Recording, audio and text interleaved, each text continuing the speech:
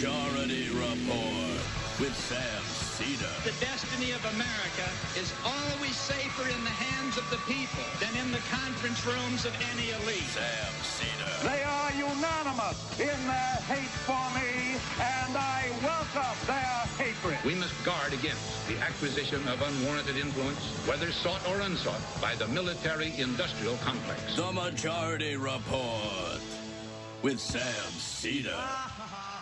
Ever get the feeling you've been cheated?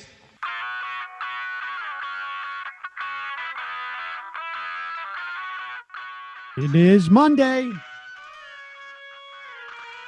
May 11th, 2020. My name is Sam Cedar. This is the 5-time award-winning Majority Report. We are broadcasting live, steps and steps and steps,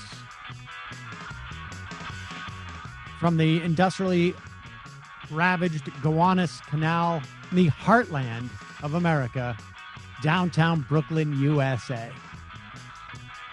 On the program today, director of the William Rhodes Center for International Economics and Finance, the William and author of the upcoming book, Angrynomics, Mark Blyth, will be joining us on the post-pandemic economy and maybe the during-pandemic economy. Meanwhile, look who's coming to dinner. White House races to contain COVID-19 in the White House. Also on the program today, the bailout is working for the rich as we head to 20% unemployment in this country. Meanwhile, Dems gear up to pass a new stimulus bill, but Republicans will be taking a little bit of a pause. White House officials will be testifying to the Senate, but they'll be doing so remotely, at least some of them, because some of them think they should be quarantining.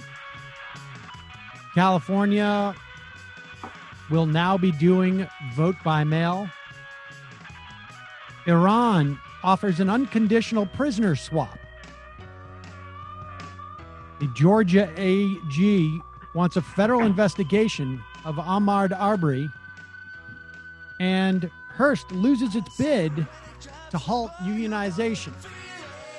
Meanwhile, ex-DOJ says Barr lied about her findings to exonerate Flynn. All this and more on today's program, ladies and gentlemen.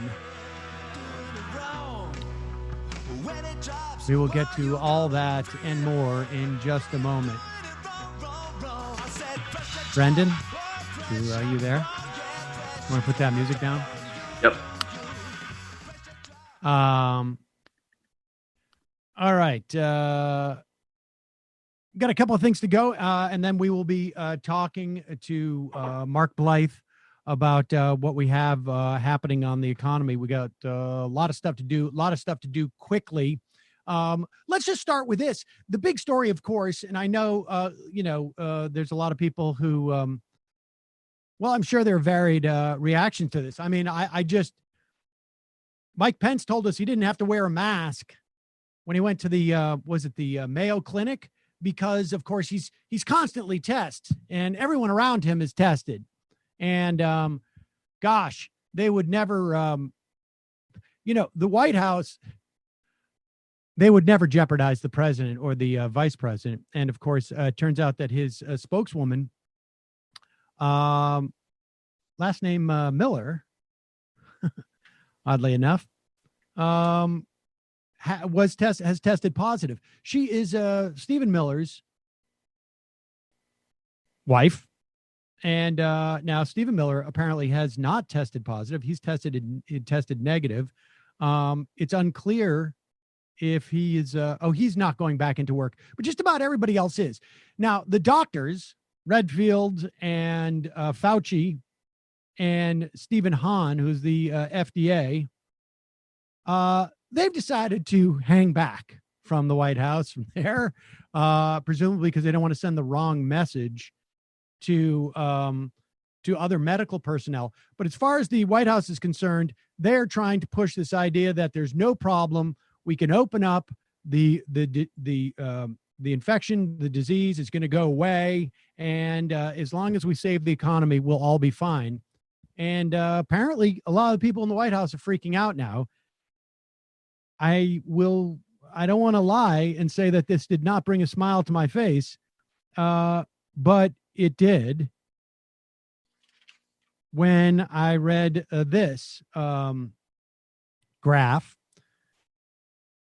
This is from the New York Times. Mr. Trump continues to reject guidance from the Centers for Disease Control and Prevention to wear a mask when meeting with groups of people. But a senior administration official said the president was spooked that his valet, who was among those who serve him food, that is just a disgusting thought, had not been wearing a mask. And he was annoyed to learn that Ms. Miller tested positive, has been growing irritated with people who get too close to him, the official said. Here's Donald Trump sharing the news that the White House staff is now infected.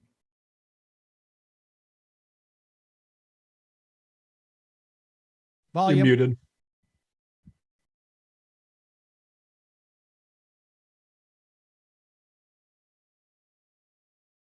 I don't know much about it. Questions? John? Can you bring us up to speed about the member of the vice president's staff who is now tested positive for coronavirus? This is now the second staffer in the West Wing. Yeah. Well, I don't know much about it. Does anybody want to talk about it? She's a wonderful young woman. Katie, she tested very good for a long period of time, and then all of a sudden today she tested positive. She hasn't come into contact with me. She spent some time with the vice president. It's, I believe, the press person, right? You'd say press person. So she tested positive out of the blue. This is why the whole concept of tests aren't necessarily great. The tests are perfect, but something can happen between a test where it's good and then something happens and all of a sudden she was tested very recently and tested negative. And then today, I guess, for some reason, she tested positive. So Mike knows about it, and Mike has done what he has to do. I think he is on an airplane going to some faraway place, but you'll be able to ask him later on. But they've taken all of the necessary precautions.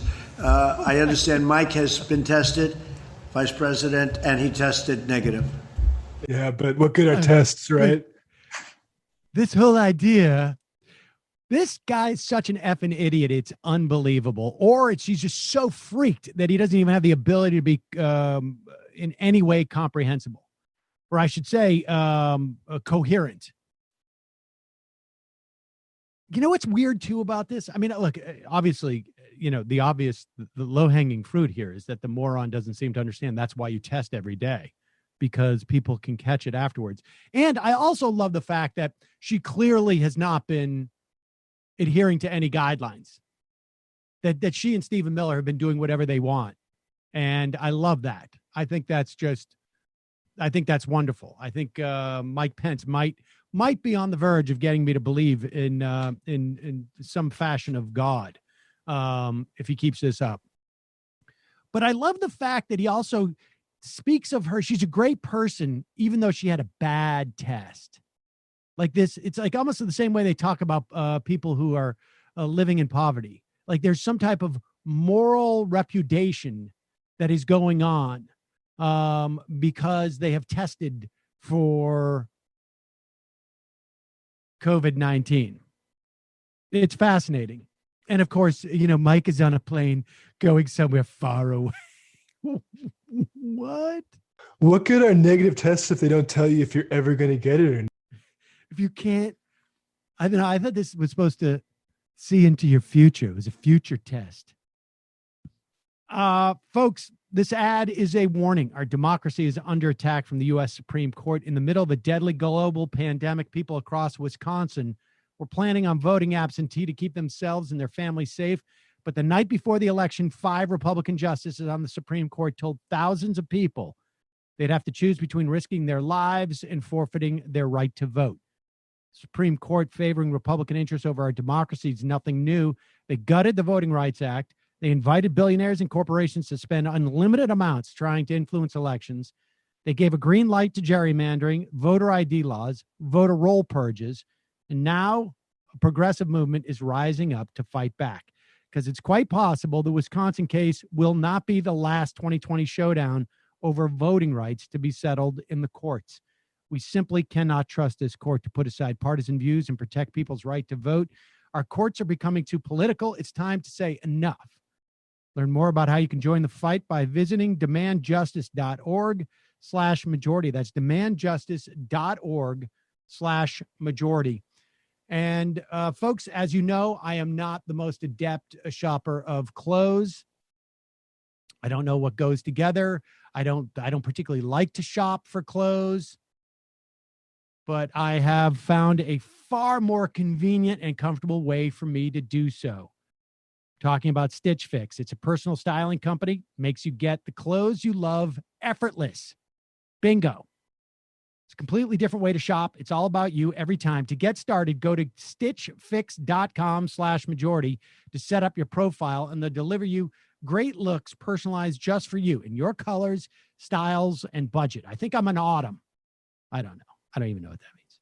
You pay a $20 styling fee for each fix, which is credited towards anything you keep. You can schedule at any time. There's no subscription required. Plus, shipping, returns, and exchanges are easy and free. Stitch Fix does the hard work for you, making great styles effortless for everybody, including men, women, and kids. I'm going on there. I'm going to buy my summer clothes through Stitch Fix. I got that Pilsen Thermal Crew. It's the only thing that I've been traveling with, being out of town. I love that thing, but it's starting supposedly to get warm. It actually snowed the other day, and I've got my eyes on the sneaker. It says they have limited stock, so I'm a little bit hesitant to say anything about it before I actually buy it. But it's a brown, sort of leathery, a brownish leathery kind. It's a grown-up sneaker. Brendan, I will let you know about this. Brendan's my other Stitch Fix stylist. He has to okay everything that the first stylist okays. But it's good. And if you don't like the stylist you get a different one. If you don't like what they picked out for you, you reject it. It's awesome. You can get started today at stitchfix.com/majority. You get 25% off when you keep everything in your fix. That's stitchfix.com/majority for 25% off when you keep everything in your fix. stitchfix.com/majority. We will put links to both these things in the YouTube and our podcast description. We're going to take a quick break. When we come back, Mark Blyth, William R. Rhodes, 57, professor of international economics, professor of political science and international and public affairs, author of the upcoming book, Angrynomics. We'll be right back after this.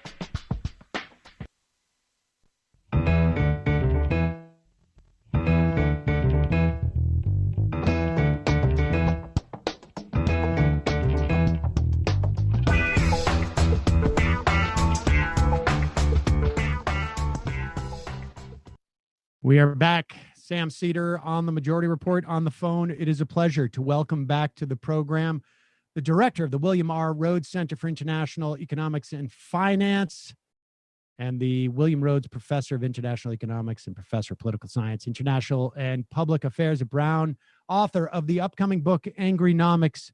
Mark Blyth, welcome back to the program. Great to be back. That's a hell of a mouthful on those titles. I need to get shorter titles. Well, I mean, it's pretty impressive stuff. I was actually just in the middle of reading that. I was thinking, like, I got to get something like this, but I guess you need to. I think you need to be a little bit more, a little smarter, and a little bit more suited to academic work. But all right, with that said, I want us to start here because I think the first time you and I spoke was probably back in like 2013. Maybe it was a little bit before then, but we were talking about the pivot to austerity that we were seeing in this country, following the pivot to austerity that we saw in Europe. And I may be jumping ahead of myself a little bit here in terms of, but we are already starting to hear. It's coming from the White House, but on some level, it's also coming from Nancy Pelosi, which should not be that much of a surprise because she's a Pete Peterson acolyte. She wanted to do pay-go. We're starting to already hear concerns that if we spend too much, we're going to ruin the economy. Like, what is going on that there is no understanding about where the economy is right now? I mean, it's fascinating. We have this sort of disparity between the stock market and everything else seems to be irrelevant.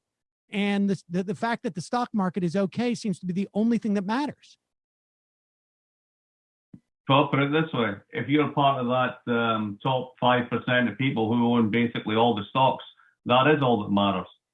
So let's think about what Congress did on both sides. Everybody's guilty on this one, and it contains some good stuff, but let's think about what they did.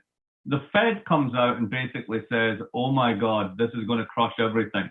If 70% of people basically have to go home, consumer spending collapses. Consumer spending is 80% of economic output in the US. We're screwed.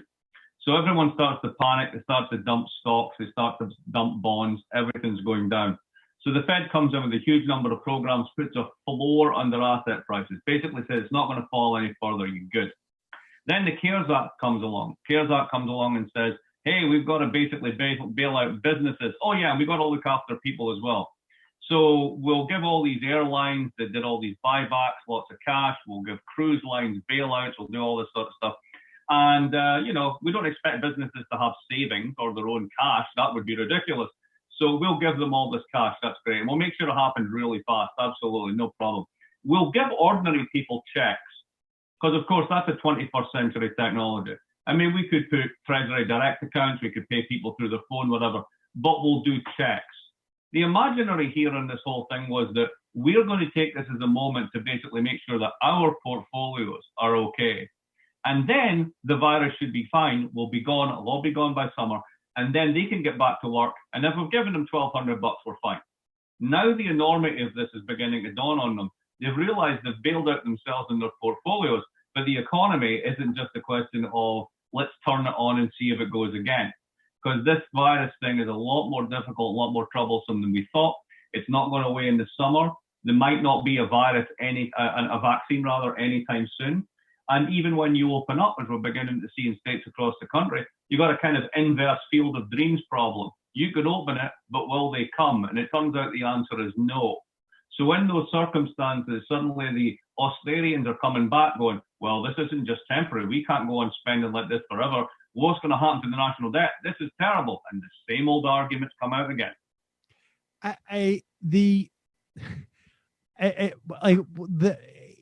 national debt, I mean, it's stunning. It's stunning because it's absurd.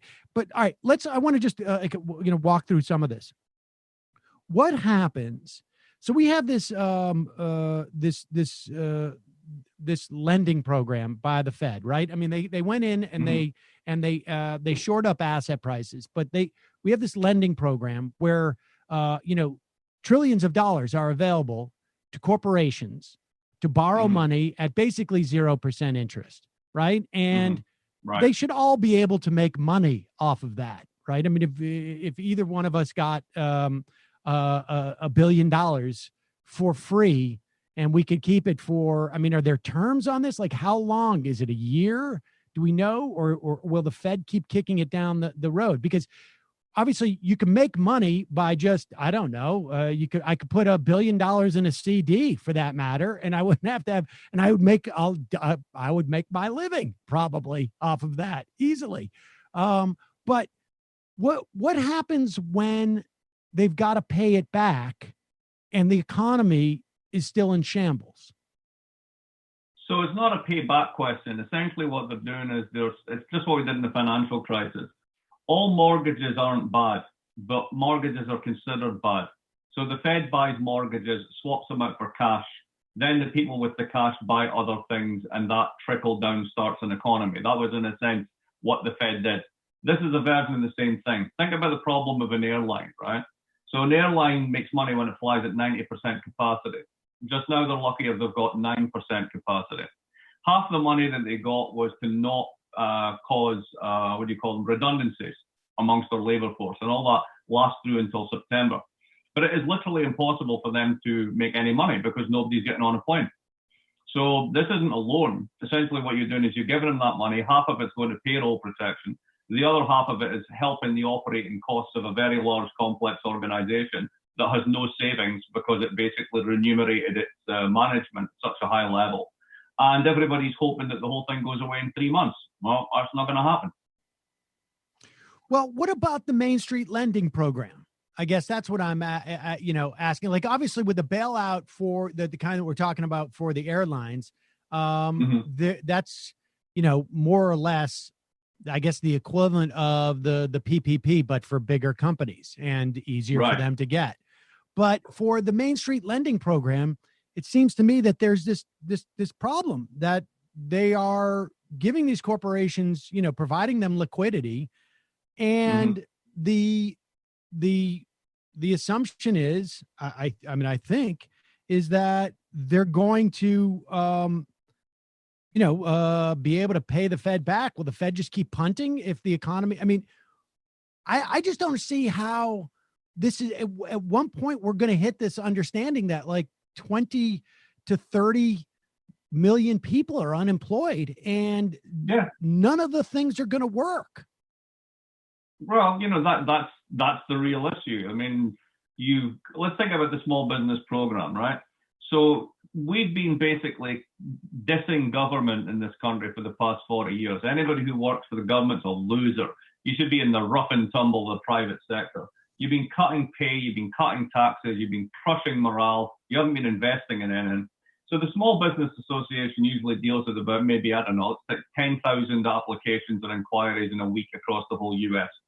Suddenly you declare that there's going to be this paycheck protection and also corporate relief for small businesses. Suddenly they get hit with 1 million claims in a week. Their systems are completely overloaded. They break down. You bring in the consultants. They're trying to basically open up something the size of a drinking straw and turn it into a fire hose.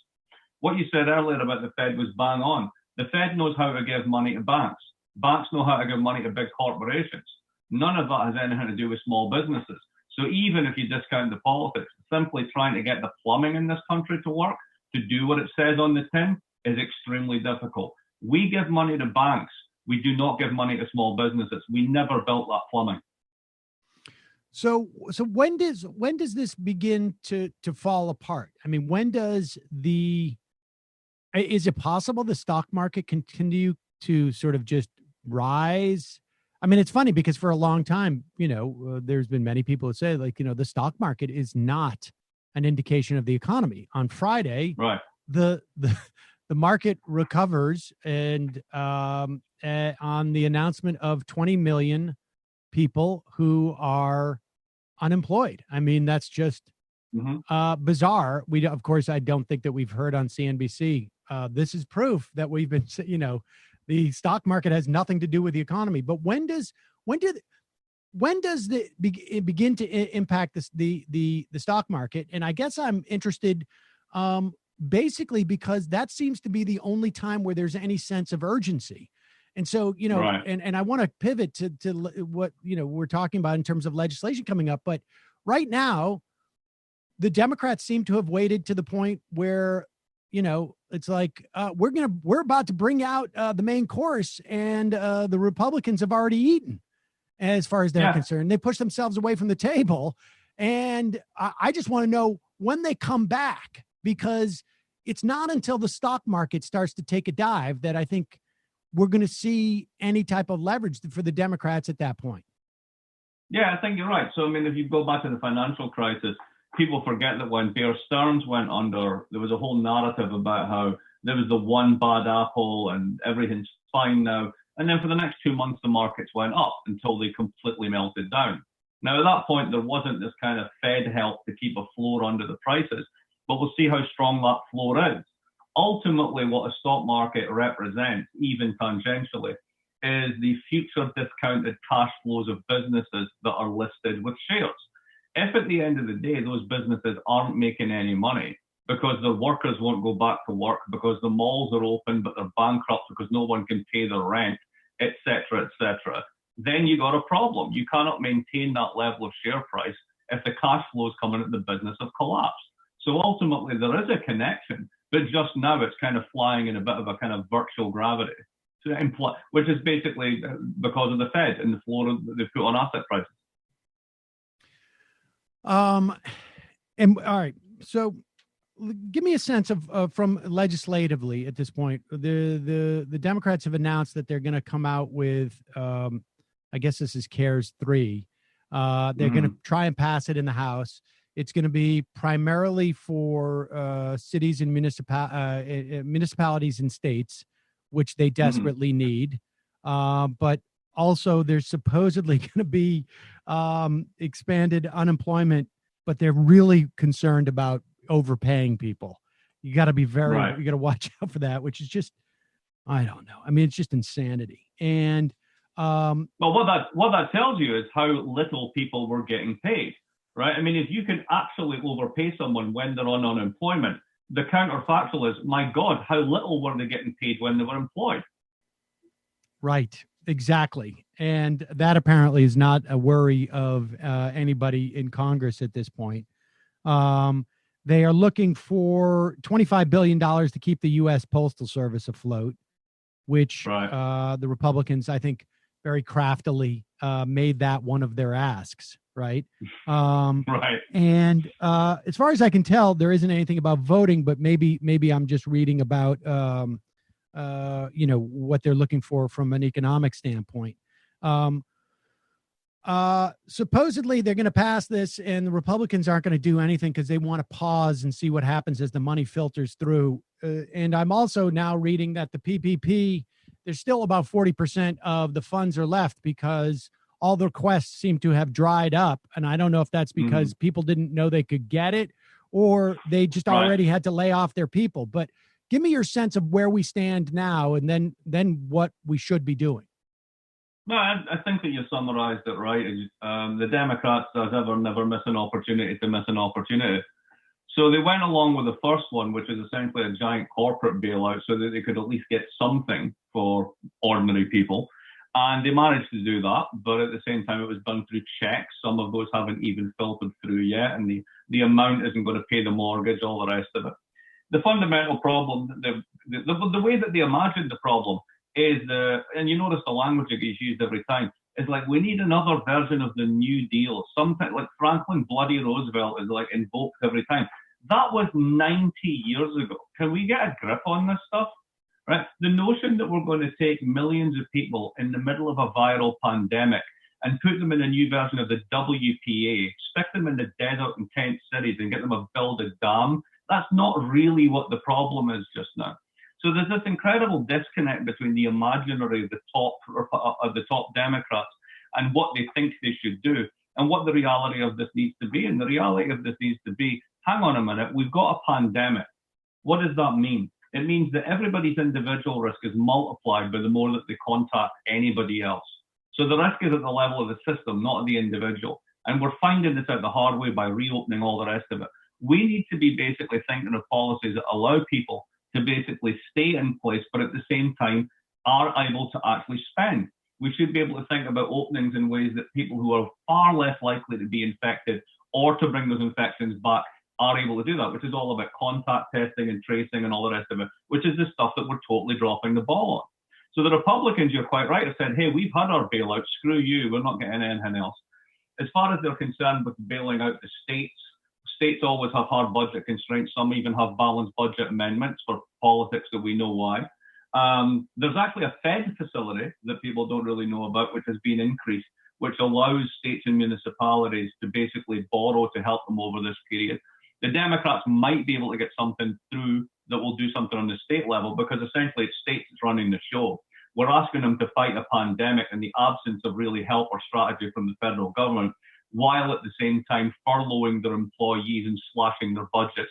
That's clearly nonsensical. So there may be something that comes through this. But in terms of sort of how the Democrats think about this, everything's stuck in this 1930s New Deal imaginary, which is completely inappropriate for where we are today. All right. Well, I want to talk about that, because it seems to me like that you obviously can't do that now, but we're obviously going to need to do something like that later. I mean, like, I'm hesitant to say, like, at what point can we do that? I don't think we have a sense yet. I think we're about to get a sense of when we can't do it. But in the meantime, it's just basically keeping people afloat, right? But right, that's exactly it. But here's your problem, right? At the end of the day, the version of capitalism that America has is kind of like just in time. There's no airbags, there's no buffers, right? Except in extreme emergencies, and then they're only temporary. This place is not designed to be shut down. It only works if everybody works. And now we've got a situation whereby this virus, if it's around for the next 18 months, you can say goodbye to half of the restaurants in the United States ever opening again. You've got 80 million hourly employees that tend to work in close contact positions. Everything from people who are working in slaughterhouses, literally elbow to elbow with each other in highly infectious environments, to restaurants, to massage parlors, to a whole host of different types of things where you're in close contact with people. All of that is now a risk. And the weird thing about this is it's not as if it's a war. People keep using this metaphor of the war against the virus. In a war, your capital, the stuff that you make stuff with, is destroyed. Your factories are blown up. Your houses are demolished, as well as people dying. Here we're in a bizarro world where all of the capital is exactly where we left it in March. It's just that we can't go back to it. And if we go back to it and try and use it the same way we did before, it probably won't work. So that's a unique problem, which is why I think it's sort of like this old imaginary of we need a New Deal. It's completely irrelevant. It is bizarre where what's happening in the economy is sort of like a second order issue. And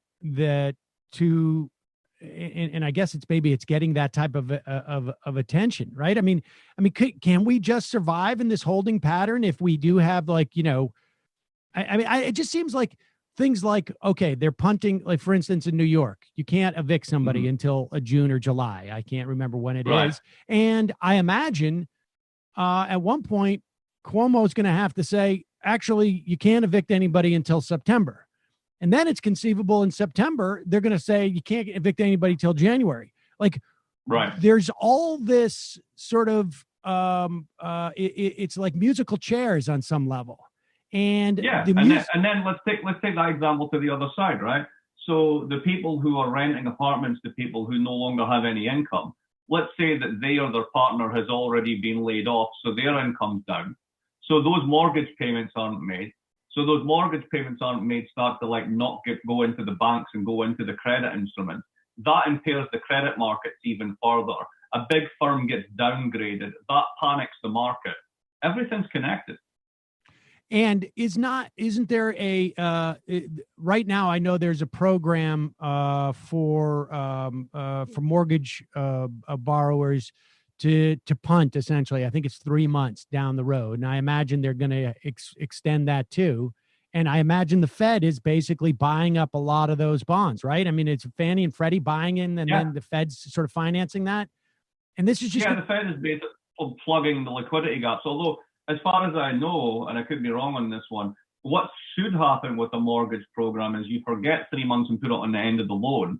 And what lenders are actually saying is you can forget 3 months, but you need to give us 4 months in 4 months worth 4 months from now, which isn't doing anybody any good at all. Right. Of course, because these guys just want their fees up front, and they don't want... right, because they're on the hook to somebody else. Right. Right, because they borrowed the money from somebody else. It's this whole chain of everybody owes everybody else. I mean, how are we going to get out of this? I mean, let's. With great difficulty. Well, I'm trying to because there just seems to be this delusion that the virus is going to go away, and you and I are not epidemiologists, but I think like at this point you don't need to be, like I'm also not a physicist, but I know that gravity works, and like it seems to me like the virus is just not going to go away on its own until 60 to 70% of the population gets infected or there's a vaccine. You got it. And that's the only two things that can happen. And statistically speaking, that means we're going to have anywhere from 20 to, I guess, like 7, or maybe a little bit less, maybe 15 to like 6 or 5 times more deaths in this country, 5 times more hospitalizations, infections to get to 60 to 70%. And nobody's going to go. I'm not going to a restaurant and sitting down and trusting that, that dude over there has my best interests in, and so. But this is when you got to break down the numbers, right? And then you got to prioritize where you put your health. So if you go to the Office for National Statistics website for the British government, and these are their official figures, and they may be undercounted, but with no reason to think that they're systematically manipulated. If you look at total deaths, it's 30,000. If you look at deaths under the age of 45, it's 400. 1/3 of all cases happen in care homes to old people. So what should you be doing? Well, this is where the Swedes look pretty good on this one. You basically keep things open and you encourage people to be smart about their interactions. And then you really try and keep old and vulnerable people safe. And then you basically try and control the spread to the level that you can keep economic activity going, keep people in jobs, but at the same time, you don't destroy your health service. It's a hell of a tricky balancing act, but it's the only one we've got. Right. And if you continue to shut down, particularly in a place where everyone depends upon wages and 40% of people live paycheck to paycheck, can't get $400 in an emergency. That emergency started 4 weeks ago. We know all the stats, right? You have to open up. But if you open up and people don't come, or if they come and then they start to do super infections and there are huge spreads and it overwhelms local health services, people get even more freaked out and withdraw even more. So this is a really tough balancing act, but ultimately it's one that we're going to have to try and pull off. And we'll try and pull it off state by state because the federal government's worse than useless. There really does feel like the plan here is surge, pull back, surge, pull back, surge, pull back until we enough people get infected and die.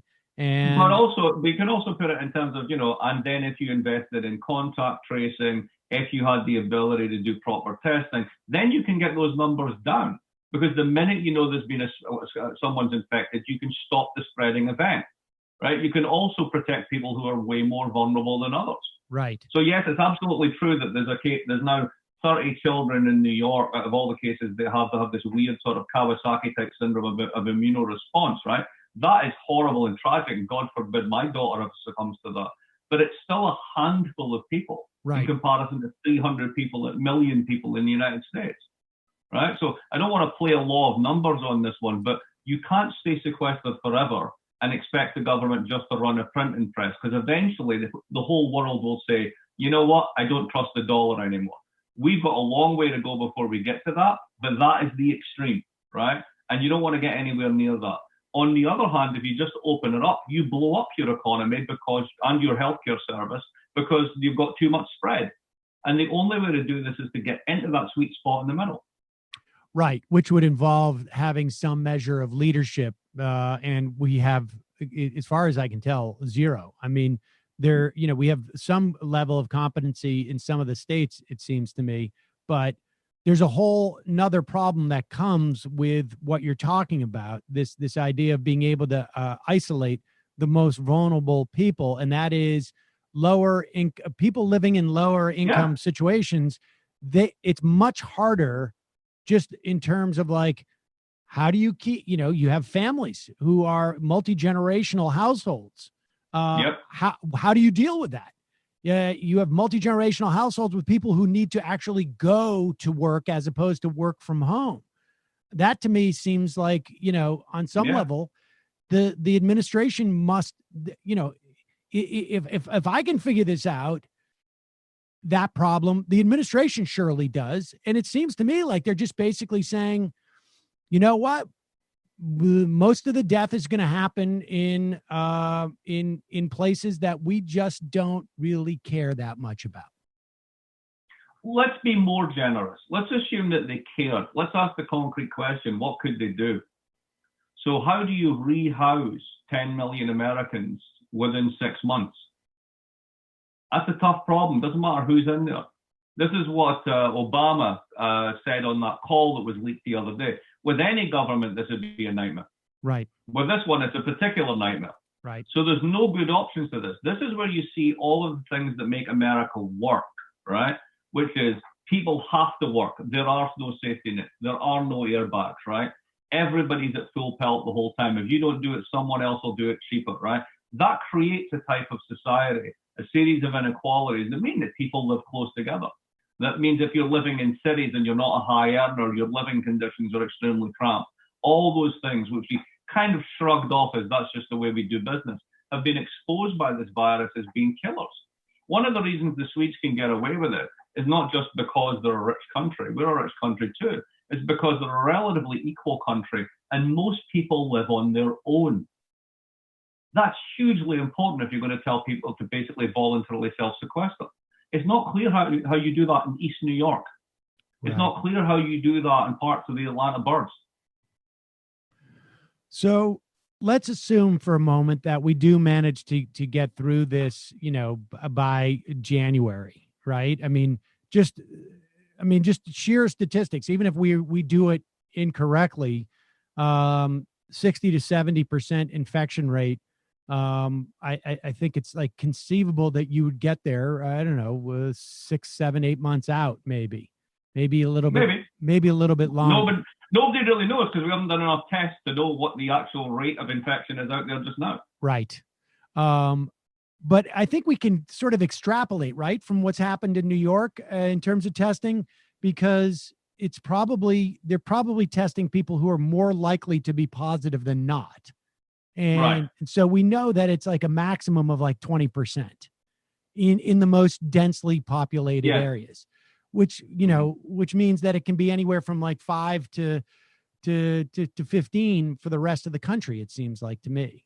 And so we're, at best 1/5 through this, at worst, maybe 1/8 through this, maybe 1/10 through it, maybe in some places Yeah, but then what you're doing is you're doing this over an average, and like what happens is every single place will experience this in a different way from others. So you can generalize from New York, but New York's not going to tell you what's going to happen in Des Moines. It's not going to happen. If you've got a big meat packing plant, you're totally getting it. If you don't have a big meat packing plant, you might not get anything, right? Right. So the average is important, but it's kind of misleading as well. All we know is we need to make the following assumptions. What if there is no vaccine anytime soon? Then this thing becomes part of the furniture.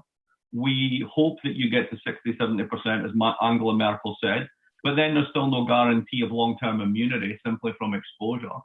So we're going to have to start rethinking how we do a lot of stuff. Now, this is where we can make this more positive, right? Let's go back to that example. I said, this isn't a war. We haven't destroyed all that capital. It's just sitting there. So it may be the case that massage envy is going to go to the wall. I think it will. It may be the case that a lot of retail is going to go to the wall. It was already on the way out, particularly in big malls.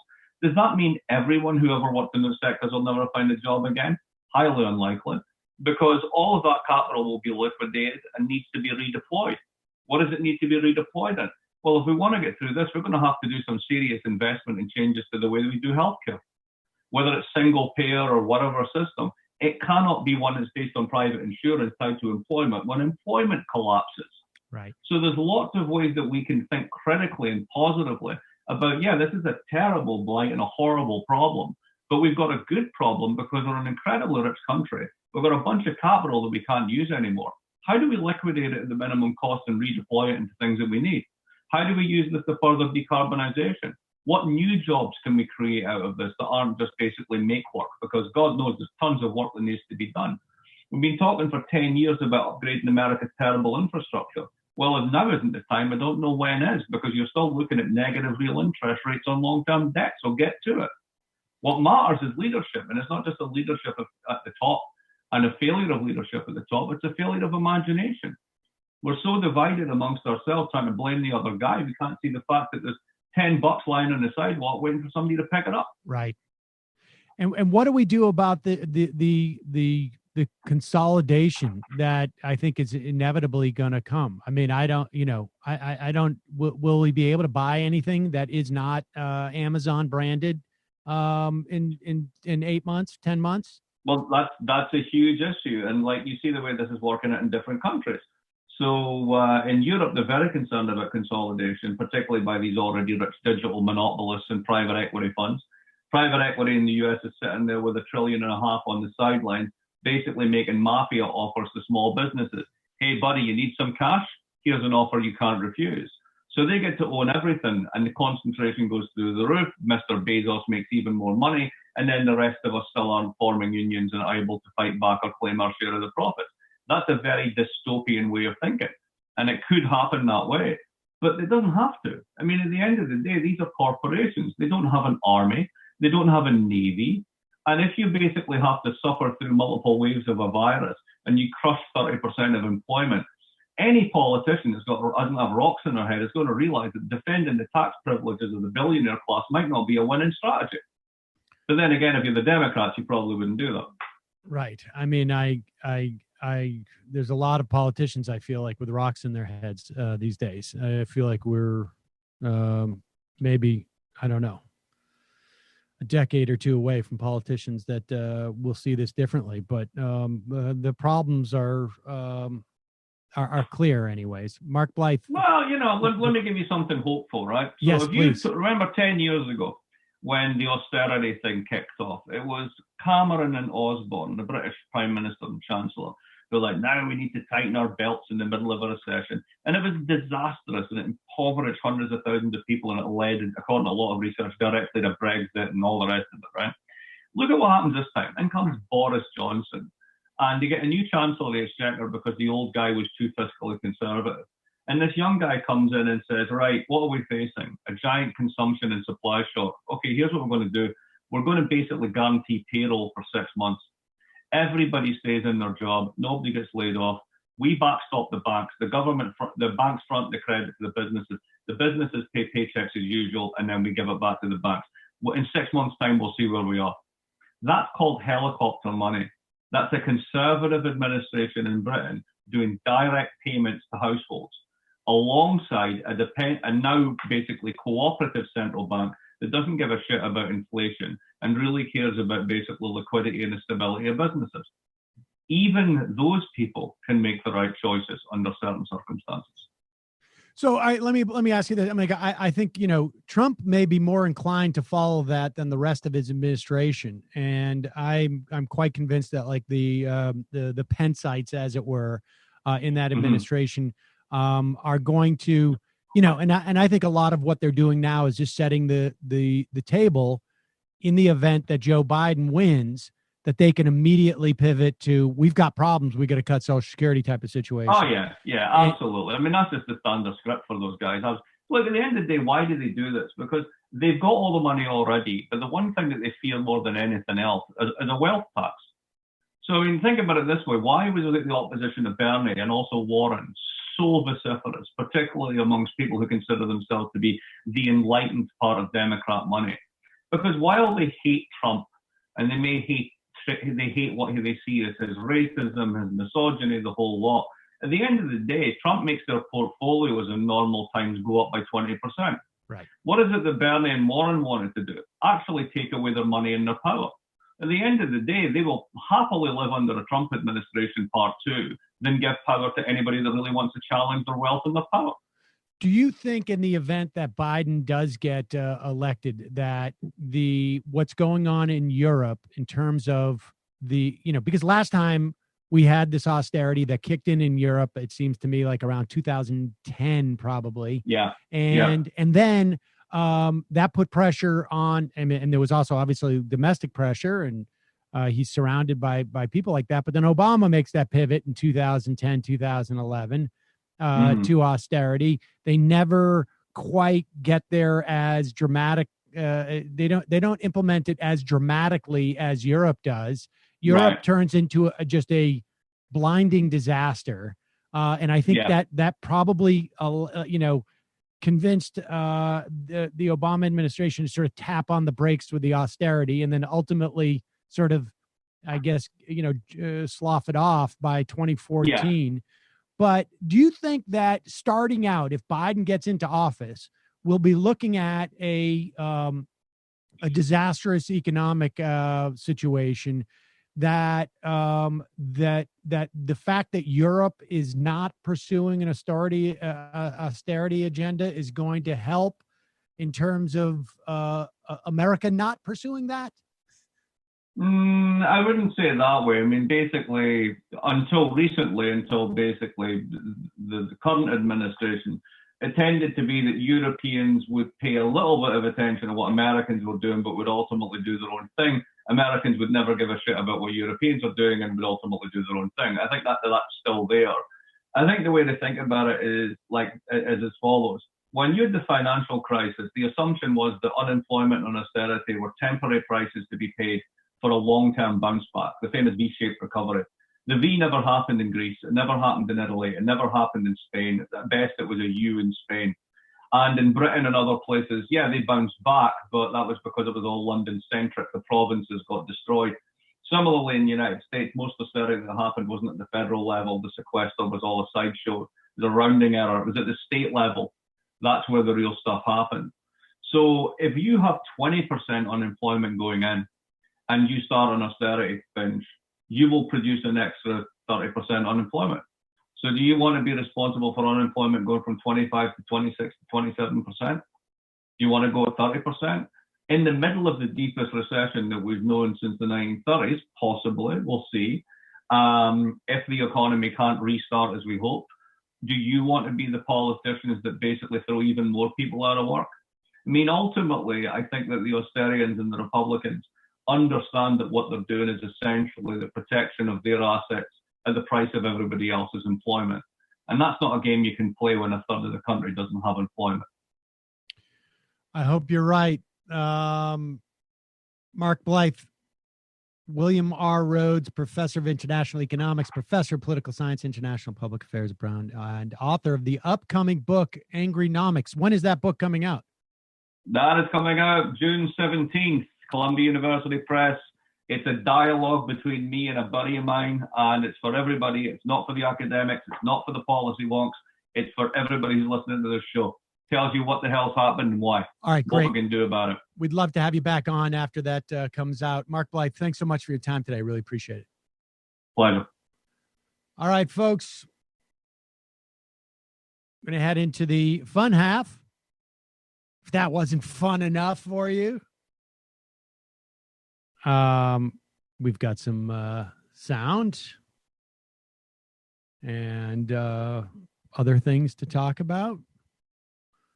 Just a reminder, this program relies on your support. You can become a member at jointhemajorityreport.com. When you do, make it possible for this show to keep on chugging. If you are one of those folks who are you've lost your job or you're for whatever reason you're going through any type of financial stress, send us an email, majorityreporters@gmail.com. We will hook you up.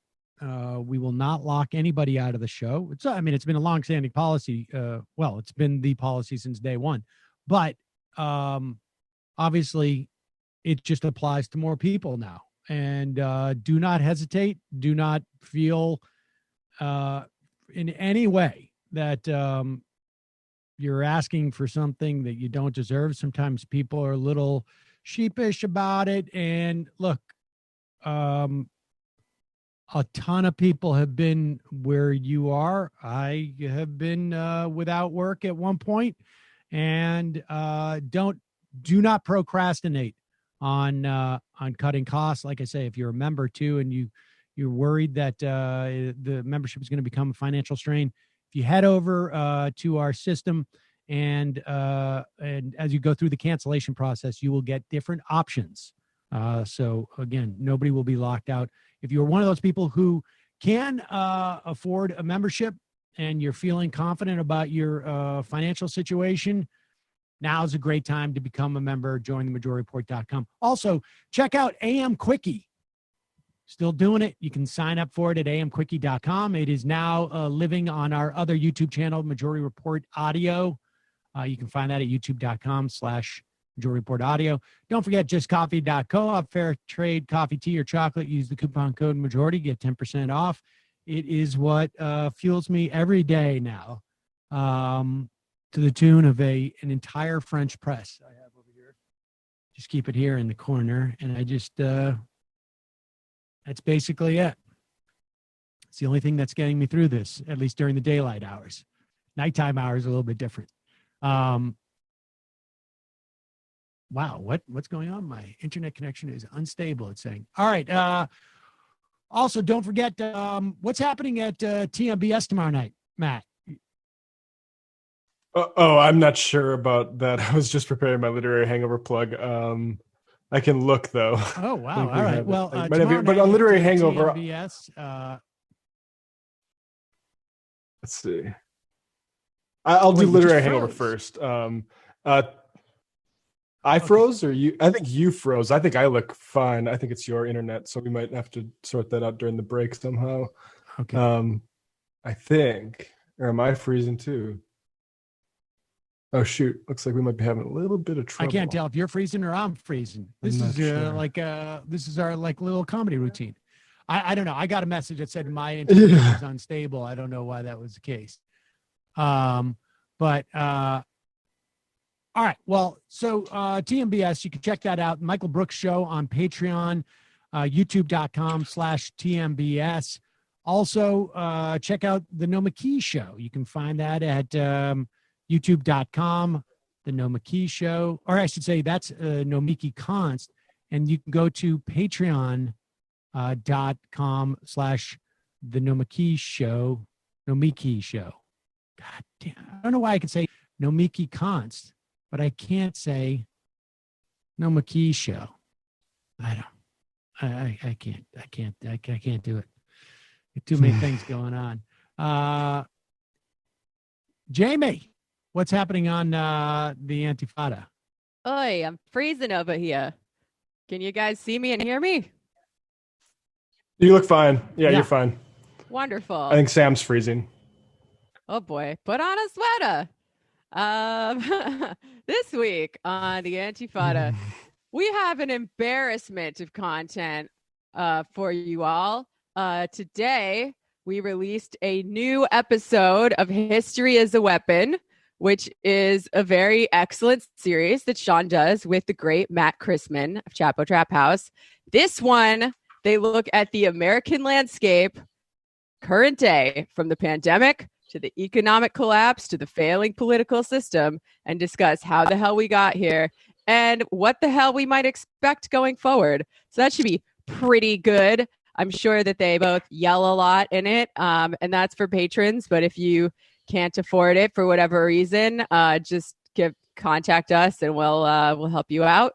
Also on Wednesday, we're releasing in our podcast feed the panel, in case you missed it, that Andy and I moderated on coronavirus and the future of work last week with Red May Seattle, featuring Aaron Bananov, Annie McClanahan, and Magali Miranda.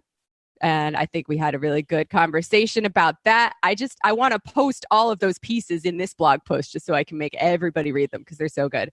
And then on Friday, we are cross-releasing an episode on Origi and world systems theories that Sean did with Terrence from our Kindred Spirit sister show, Trillbilly Workers Party. So that's 3 things we got for y'all this week, and I'm excited about it. Patreon.com/the Antifada. Twitch.tv/literary hangover, folks. I'm playing Kingdom Come Deliverance, and I'm going, Sam. Can you guys hear me? I'm playing Kingdom Come Deliverance and listening to Karl Kautsky. So twitch.tv/literary hangover. Go there, folks. All right. Going to take a quick break, head All into right. the fun half. Be right back after this.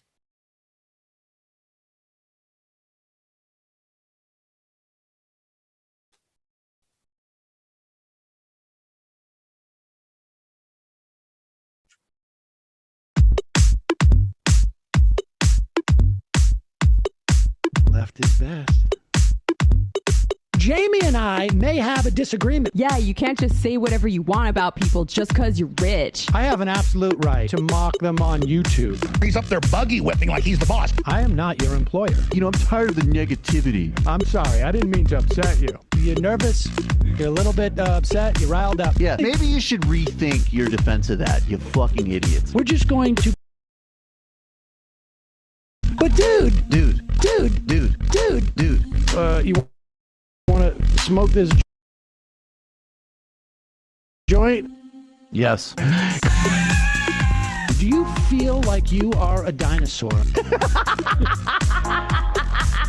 That's a good shit. Exactly. I'm happy now. It's a win-win. It's a win-win-win. Oh, hell yeah. Now listen to me. 2, 3, 4, 5 times. 8, 4, 7, 9, 38, 56, 27. 1/2. 5 eighths. 3.9 billion. Wow. He's the ultimate math nerd. Don't you see? Why don't you get a real job instead of spewing vitriol and hatred, you left-wing Limbaugh? Everybody's taking their dumb juice today. Come on, Sammy! Dance, dance, dance.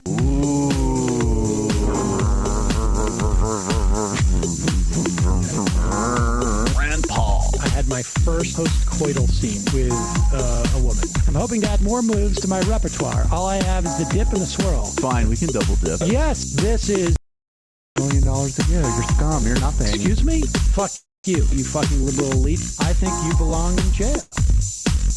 Thank you for saying that, Sam. You're a horrible, despicable person. All right, gonna take a quick break. I want to take a moment to talk to some of the libertarians out there. Take whatever vehicle you want. Yeah. Classic. I'm feeling more chill already. Good. Donald Trump can kiss all of our asses. Sam, hey, Andy, you guys ready to do some evil? Hitler was such an idiot. That guy might be a Nazi. Agree. No. Death to America. You. Yes.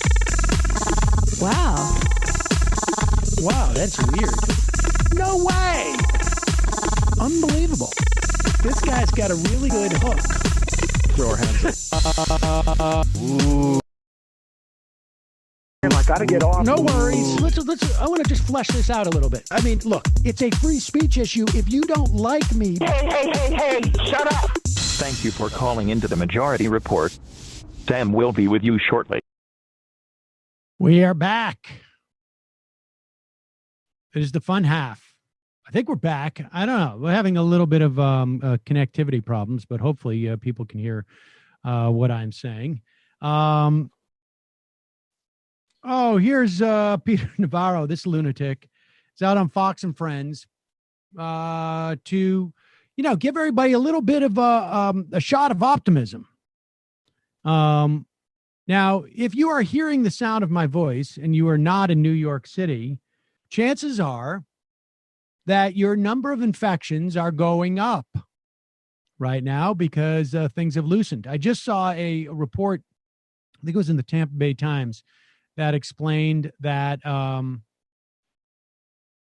reason why Florida avoided a major infection explosion, if you will, was it seems that Florida residents were actually out ahead of their governor in terms of quarantining and self-isolating. They have all the cell phone data, and they found that by much earlier than when the governor decided to shut stuff down, people were already isolating and self-quarantining themselves. As they start to loosen, and apparently the data shows this, as of like mid-April, as people started to get sort of antsy and relax what they were doing, it shot back up. But you know, what we're going to need is people to be diligent about, at the very least, like wearing masks in public, trying to stay outside as much as possible when you have interactions with other people. Stores and, you know, restaurants, but stores and whatnot, they need to put up protections. And when you see that people aren't doing it, you know, tell them to stop being a jackass about it. You don't have to use those words. But that might be helpful. Here is Peter Navarro on Fox and Friends. He is trying to make an argument that this is not the Great Depression. It's all in your minds. Yeah, I'm doing okay. You know, those numbers were jaw-dropping, 20, 25%. The president has made it sound as if... Let me say something about that. Yes, please. That was a pity party yesterday on the Sunday show. Margaret Brennan, George Stephanopoulos, Chris Wallace. It was a pity party. This is not the Great Depression. Anybody who thinks this is the Great Depression doesn't understand either history or economics. The Great Depression was a 10-year process that came out of the end of World War I and went through an inflation and then a deflation cycle. It was accompanied by catastrophic applications of currency, trade, fiscal, and monetary policy, and it lasted a very, very long time. Here's what we have here. We had President Donald J. Trump built up the strongest and most beautiful economy in 3.5 years, and then the Chinese Communist Party dropped a virus on the world that within 60 days has temporarily shut us down.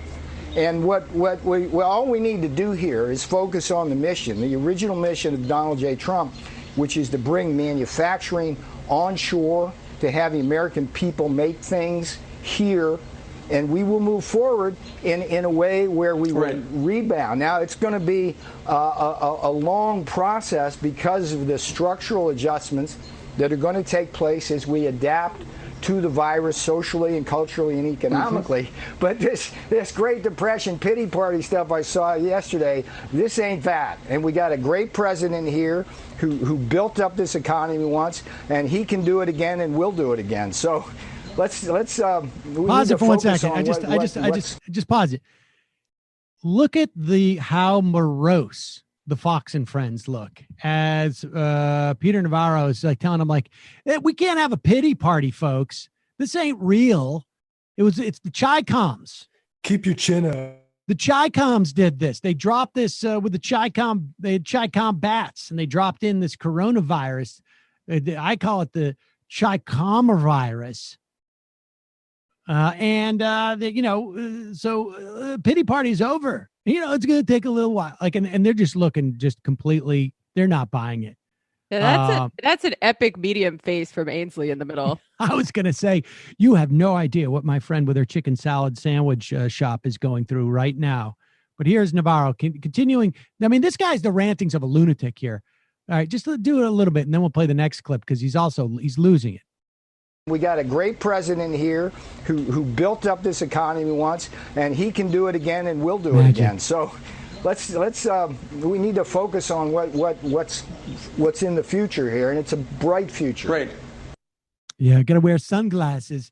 It's so bright. I mean, and here's Navarro talking about things are so bright. Like, where's Disney? Play this next clip of Navarro on Fox and Friends.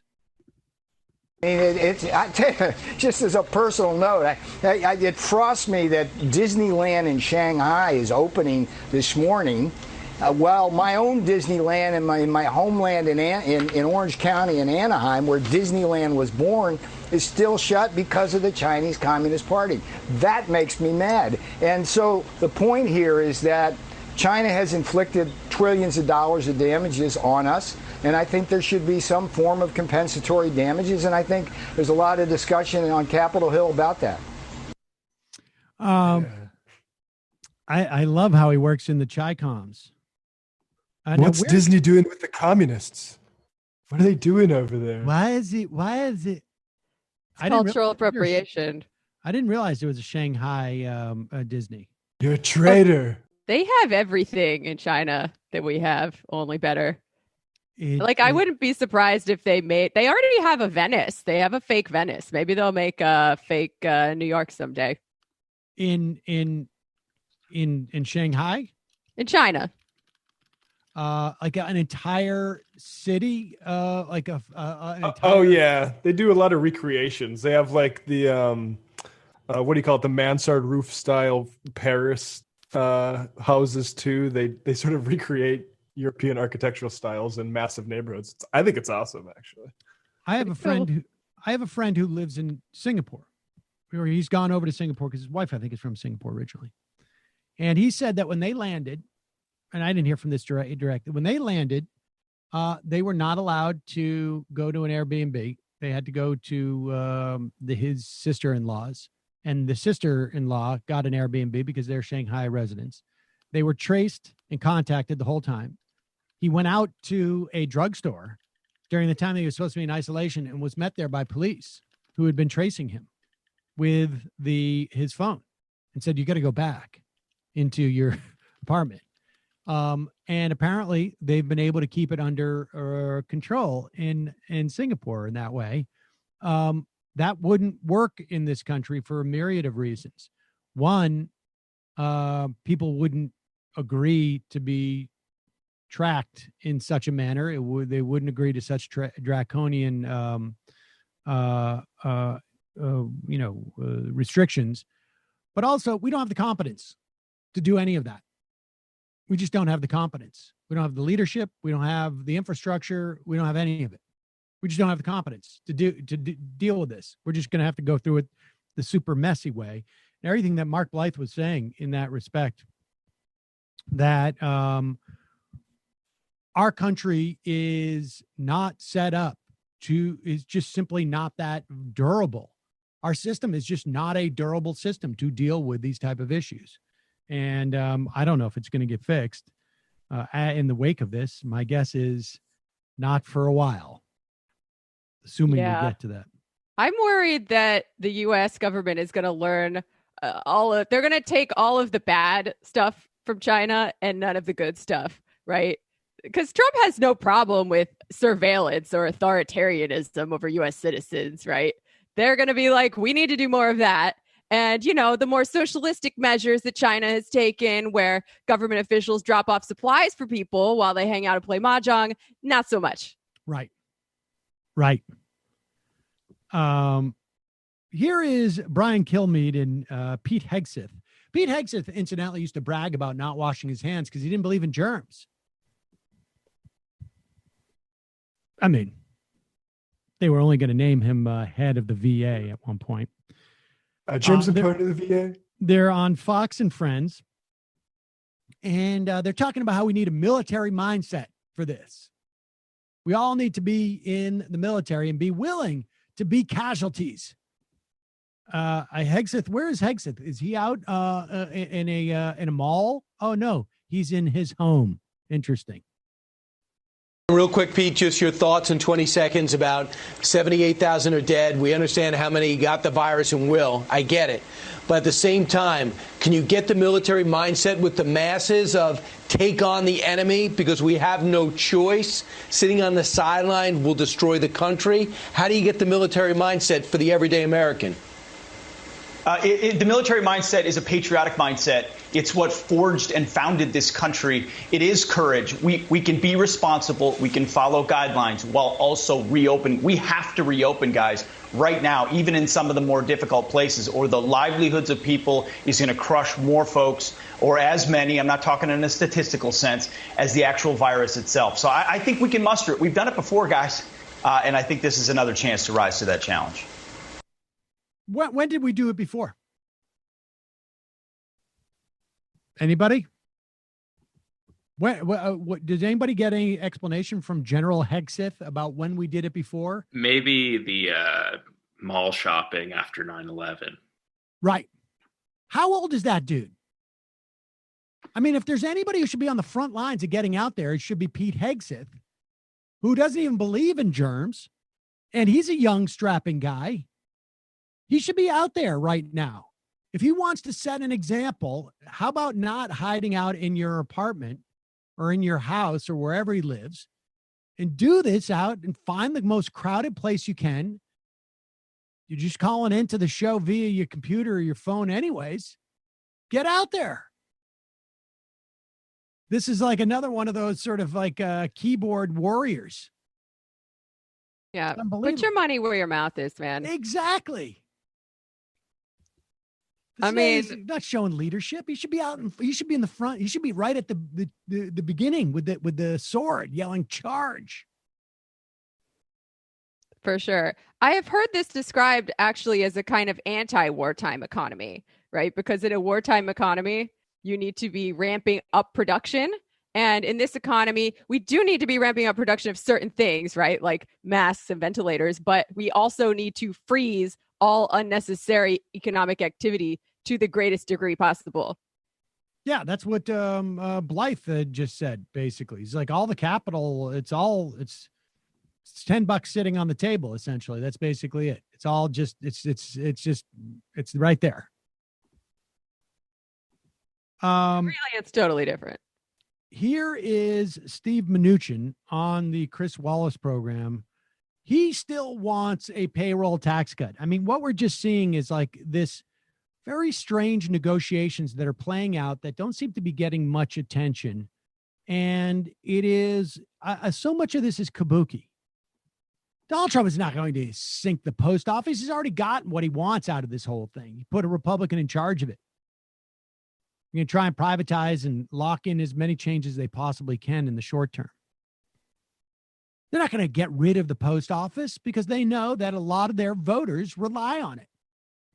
But they convinced the Democrats to make it part of their ask. And so now that the Democrats are asking to bail out the post office, the Republicans say like, well, listen, we met you halfway. We bailed out the post office. As far as those municipalities and those cities, we're going to give you half of that. And as far as the unemployment insurance, forget about it. We don't want people. There's a huge moral hazard here. What if people realize that they like their life better when they're not working for crappy wages and so they can feed their kids and make sure that they have health care? What if they find that out? Here's Steve Mnuchin saying, well, listen, we still have a golden opportunity to cut Social Security down the road, and I don't want that to pass. So let's do the payroll tax cut. Here he is with Chris Wallace. Place. So given the hesitancy from the Republicans and Democrats on Capitol Hill, will you insist that a payroll tax cut be part of the next relief bill? Well, we're absolutely pushing for the payroll tax cut. It's an incentive to get people back to work. It's delivering money to the American public and to business in a very effective way. And that will be one of the components. You've heard Mitch McConnell talk about liability. We agree with that completely. The Democrats have been asking for more money for states. We've been very clear that we're not going to do things just to bail out states that were poorly managed. But we're going to look at all these issues. And Chris, let me just emphasize, all these bills have had enormous bipartisan support. When we need to go back and work and help the American public, we'll do this in a bipartisan way and make sure we get all these things included. So folks need an incentive to go back to work, as opposed to they're afraid to go back to work and there's nobody going in for work. But if you get that payroll tax cut, that's the one thing that's going to push me out the door. I'm going to want that payroll tax, that sweet payroll tax cut. That also will begin to defund Social Security. But what does that mean for the debt? I thought that was problematic. For the debt? Well, yeah. They just won't. The debt includes money that the government has borrowed from the Social Security Trust Fund. And so what they will do is their plan is we continue to underfund Social Security taxes. The trust fund. We deplete the trust fund. Then what they say is, okay, we've got to cut Social Security. And their cuts to Social Security means that the government never has to pay back the trust fund. I mean, all this could be done with just a stroke of the pen in terms of accounting, but we're not there yet. But they want to make it like there's this big debt that they're not going to pay back. And the way that they don't pay that back is by cutting Social Security. I mean, that's basically been the plan for a long time. And it's almost just like knee jerk that they respond to it in that way. The other thing that he said that I found also pretty shocking was, we're not going to bail out states that have been mismanaged. Now, when it comes to the airline industry, when it comes to Boeing, when it comes to every other corporation that we have and will bail out, who took all the cash that they had and put it into stock buyback so they could put it in their pockets, that's no problem. That's no problem. But when it's states who had no ability to be aware, obviously, if this was happening and have been underfunded by the federal government for an extended period of time, that's when they're going to try and impose that austerity on a state-by-state basis. And part of that is going to be cutting pension for state workers. That's a big part of what they want to do. They want to make people more miserable. I mean, that's the other way of saying that. If you strip away his economic ease, and to be fair, I don't think it's specifically their agenda. I think it's just like they realize this is a zero-sum game. And if we're going to keep all of the goodies in terms of the main amounts of output of society, we're necessarily going to have to immiserate people. And that's why you subscribe to an ideology that is like some form of social Darwinism, so you can justify immiserating millions upon millions of people for the benefit of very few people. That's basically it. Well, if nothing else, I think now more than ever, it's mask off time for the people who like to concern troll about the deficit, right? Well, the mask off time was happening during the Trump. I mean, the entire the tax cuts. That was the real mask off time, because now what they're doing is they realize, like, we have, or at least they think, we have been able to shore up our people. And now is the time to worry about the deficit. So you're starting to hear them squawk about the deficit and the debt right now, because what they're doing is they are setting it up in the event that Trump loses. If Trump wins, I guarantee you a year from now, you'll hear nothing about deficit or debt. They'll just keep spending and spending and spending until something says that they can't. But right now they're starting to pick up on it because they want to put the brakes on this. They're getting ready to put the mask back on then. They are putting the mask back on. Exactly. That's right exactly in front of our eyes. And right in front of our eyes. Well, no, I'm just going to do this right here. Don't worry about it. You can see me do this because there's nothing you can do about it anyways. My mask.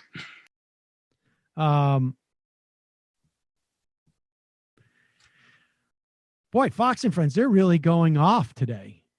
Here is Brian Kilmeade. Apparently, Donald Trump, and I even followed this. Can someone fill me in on this? Why did Donald Trump, what is Obamagate? Just because he responded to what happened with Flynn? And we don't know yet, right, what the judge is going to say to this crap show that Bill Barr has served up. But there was, Bill Barr justified his quashing of the charges against Michael Flynn. And remember, he's at sentencing now. So the judge can say, like, sorry, I've already accepted his plea deal. I've already accepted his guilty plea. I'm not going to let him off. I'm going to sentence him now. He can do that. And it remains to be seen if he does. But Bill Barr justified his quashing of Flynn's prosecution, I guess. And on the interview that Mary McCord, she was the former acting assistant attorney general for national security. And she just wrote an op-ed in the New York Times saying that I never said that the FBI had no valid counterintelligence reason to interview Flynn. So his apparent lies were in fact material to the investigation. McCord argues the account of my interview in 2017 does not help the department support this conclusion, which is that the interview should have never taken place because it was immaterial to the investigation. And it's disingenuous for the department to twist my words to suggest that it does. Now, look, we have a lot of examples in criminal law of people being arrested and going to prison for lying to federal officials. Martha Stewart is one. We have examples of presidents being impeached for lying about stuff that was immaterial, right? I mean, Bill Clinton was deposed. It was ostensibly about Whitewater. And they started to ask him stuff like, I don't know, have you ever had an affair? Have you ever had sex with this woman? Nothing to do with an underlying crime at all. It's not a crime to commit adultery in the White House or anywhere else in this country. Yet that is what they did, and they ended up impeaching him based upon it. So just wait till we have President Pence. He'll bring it back. He'll bring it back. I hope. One can only hope. But here is Brian Kilmeade saying that the 2020 election is not going to be about Biden versus Trump, but rather Obama versus Trump. And I don't know why he would be excited about that. But one thing is pretty clear. When this election happens and when they finally kick into gear, it's not going to be Biden against Trump. It is going to be Obama against Trump. And Joe Biden is just going to be out there. That's pretty clear, Ainsley. Well, yeah, they go hand in hand. He was his vice president. So you're right about that, Brian. You know, we just want. Yeah, great analysis, Brian. LOL, he was we his wish. vice president. Well, that's the thing. I mean, they can't be excited at that prospect. It's like he's just saying it to rationalize why they're doing the Flynn stuff. Like, well, is he trying? Are they trying to make hay out of this? In that, like, they're going to play the Hillary Benghazi playbook on Obama now, who is an incredibly popular political figure instead of Hillary. I think that is the try. I think that's what they're going to try and do. I think these people are in many respects so deluded as to what's going on in the country at any given time. I mean, they got.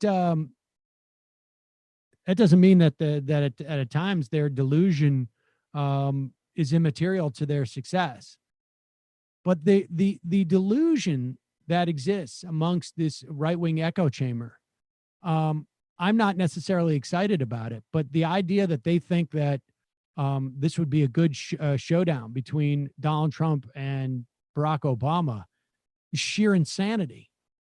Let me add him.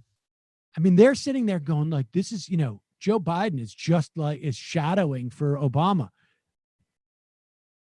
Everybody who's interested in voting for Joe Biden, if they thought that what was really going on is Obama would be president, would expand Joe Biden's potential to garner votes by 10 to 15%, I think. Yes. My God. I mean, it is true that Biden has all of the stink of the Democratic Party's bad deeds of the past several decades on him. Without a doubt. And without the like once in a generation charisma of Barack Obama. Exactly. Hey man, I got all the bad stuff. It's too easy if we just run against Joe. Let's run against Obama too. Calling from a 314 area code. Who's this? Where are you calling from? 314. Hi, this is Josh from Philly. Josh from Philly, what's on your mind? Hi. So I was watching Rising actually, maybe 3 weeks ago, and there was a guy on there named Hiram Yosef Frimpong. Wait a second. Wait. You gotta hello. You gotta back off your phone a little bit and then say what you were watching again, because I can't understand what you're saying. Okay. Can you hear me? Yeah, that is dramatically different. What were you doing before with your phone? I was on my headphones in the supermarket. Your headphones suck. And you should be focused. If you're in the supermarket, dude, focus on what you're doing. All right, I'm going to get my tomatoes and everything. But anyway, Ira Miose Frimpong from the Funky Academic was on Rising starting maybe like 3 weeks ago. Okay. And I was wondering what you guys thought about this. In terms of his idea is that the only option we have really right now to get any kind of political leverage as a populace to convince the Democrats and Republicans to actually pass legislation that allows for people to stay home safely is to actually go protest strategically. And he makes the argument based on the fact that because the economy is screwed at the moment, there's much less leverage in terms of workers striking for legislation. And also the caveat that people that are staying home actually are working. They're producing safety. So stopping that production would actually be a way of intervening in the production process, thereby gaining political leverage. Obviously, this would not mean everyone goes out at the same time and be strategic, but something like a march on Washington, for example, something like this. And really the only person I think that could organize this would be Bernie Sanders. I don't know any other way in terms of the infrastructure to do something like this coordinated. But I just wanted to get you guys' thoughts on that. Thanks. I think there's something to that. The problem is that the threat of us coming out and diminishing the health and safety of everybody is in some ways been short-circuited by the openings that they're doing in like Georgia and other places. I mean, everybody's relaxing. So, I mean, I think like the I guess the time has passed. He actually was arguing a month ago that there was only a limited time to do this. Yeah. Now that they're starting to open up, the leverage is gone. The leverage is gone, kind of like but I think there's also another form of leverage, and that is that you're going to start to see infection rates go back up. And and I suspect that you're going to start to see some states and localities pull back on these relaxations, as it were. I mean, I don't know that there really is at this juncture. I mean, maybe 3 or 4 weeks ago, but I think you could see that this was happening already, that there is any of this leverage. I think it's just going to have to be a natural response by the government. I think really the time for, to push for stuff is going to be in the wake of this, but I don't know.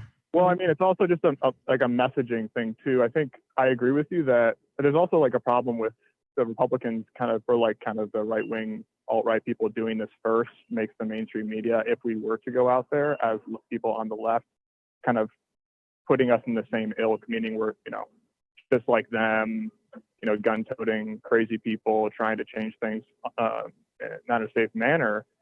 But I think, going out there, and I think his other point was interesting too, in that the demand should be for a federal job guarantee, but it needs to start with those staying at home, meaning that people should start getting paid as workers. Yes. By those that are unemployed. Yeah, I like that paid. framing. I mean, I think like right now, obviously, just payment to stay at home. You can't do a federal work program now. I think we're going to need one.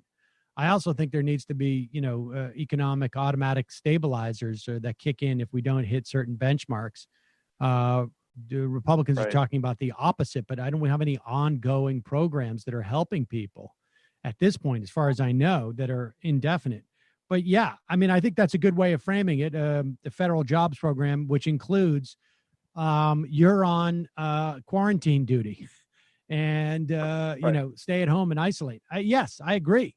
And then the second this is over, you have a job guaranteed when you leave to help rebuild the country. Yeah, I agree. I just think the problem is like, it's very difficult to get leverage in this context as it stands right now. I don't think people are opening up because of those protests. I think they're opening up. I think the protests were more of a cover. They weren't an impetus. I don't think anybody's responding to those protests and opening up. Everybody can read polling. Yeah. It's really just more of like window dressing and maybe, something for the dupes so that when Brian Kemp spikes the infection rate in Georgia, people can be like, well, this is what the people wanted, but it's not. Brian Kemp did this because he doesn't want to pay unemployment to people. Yeah, they were two parts of the same strategy. Yeah, but I don't think they're not exactly. The states are not responding to the protests. The protests were ineffective in terms of a change agent. They were, I don't even know that they were effective as window dressing, but that's all their intent was. Appreciate the call, Josh.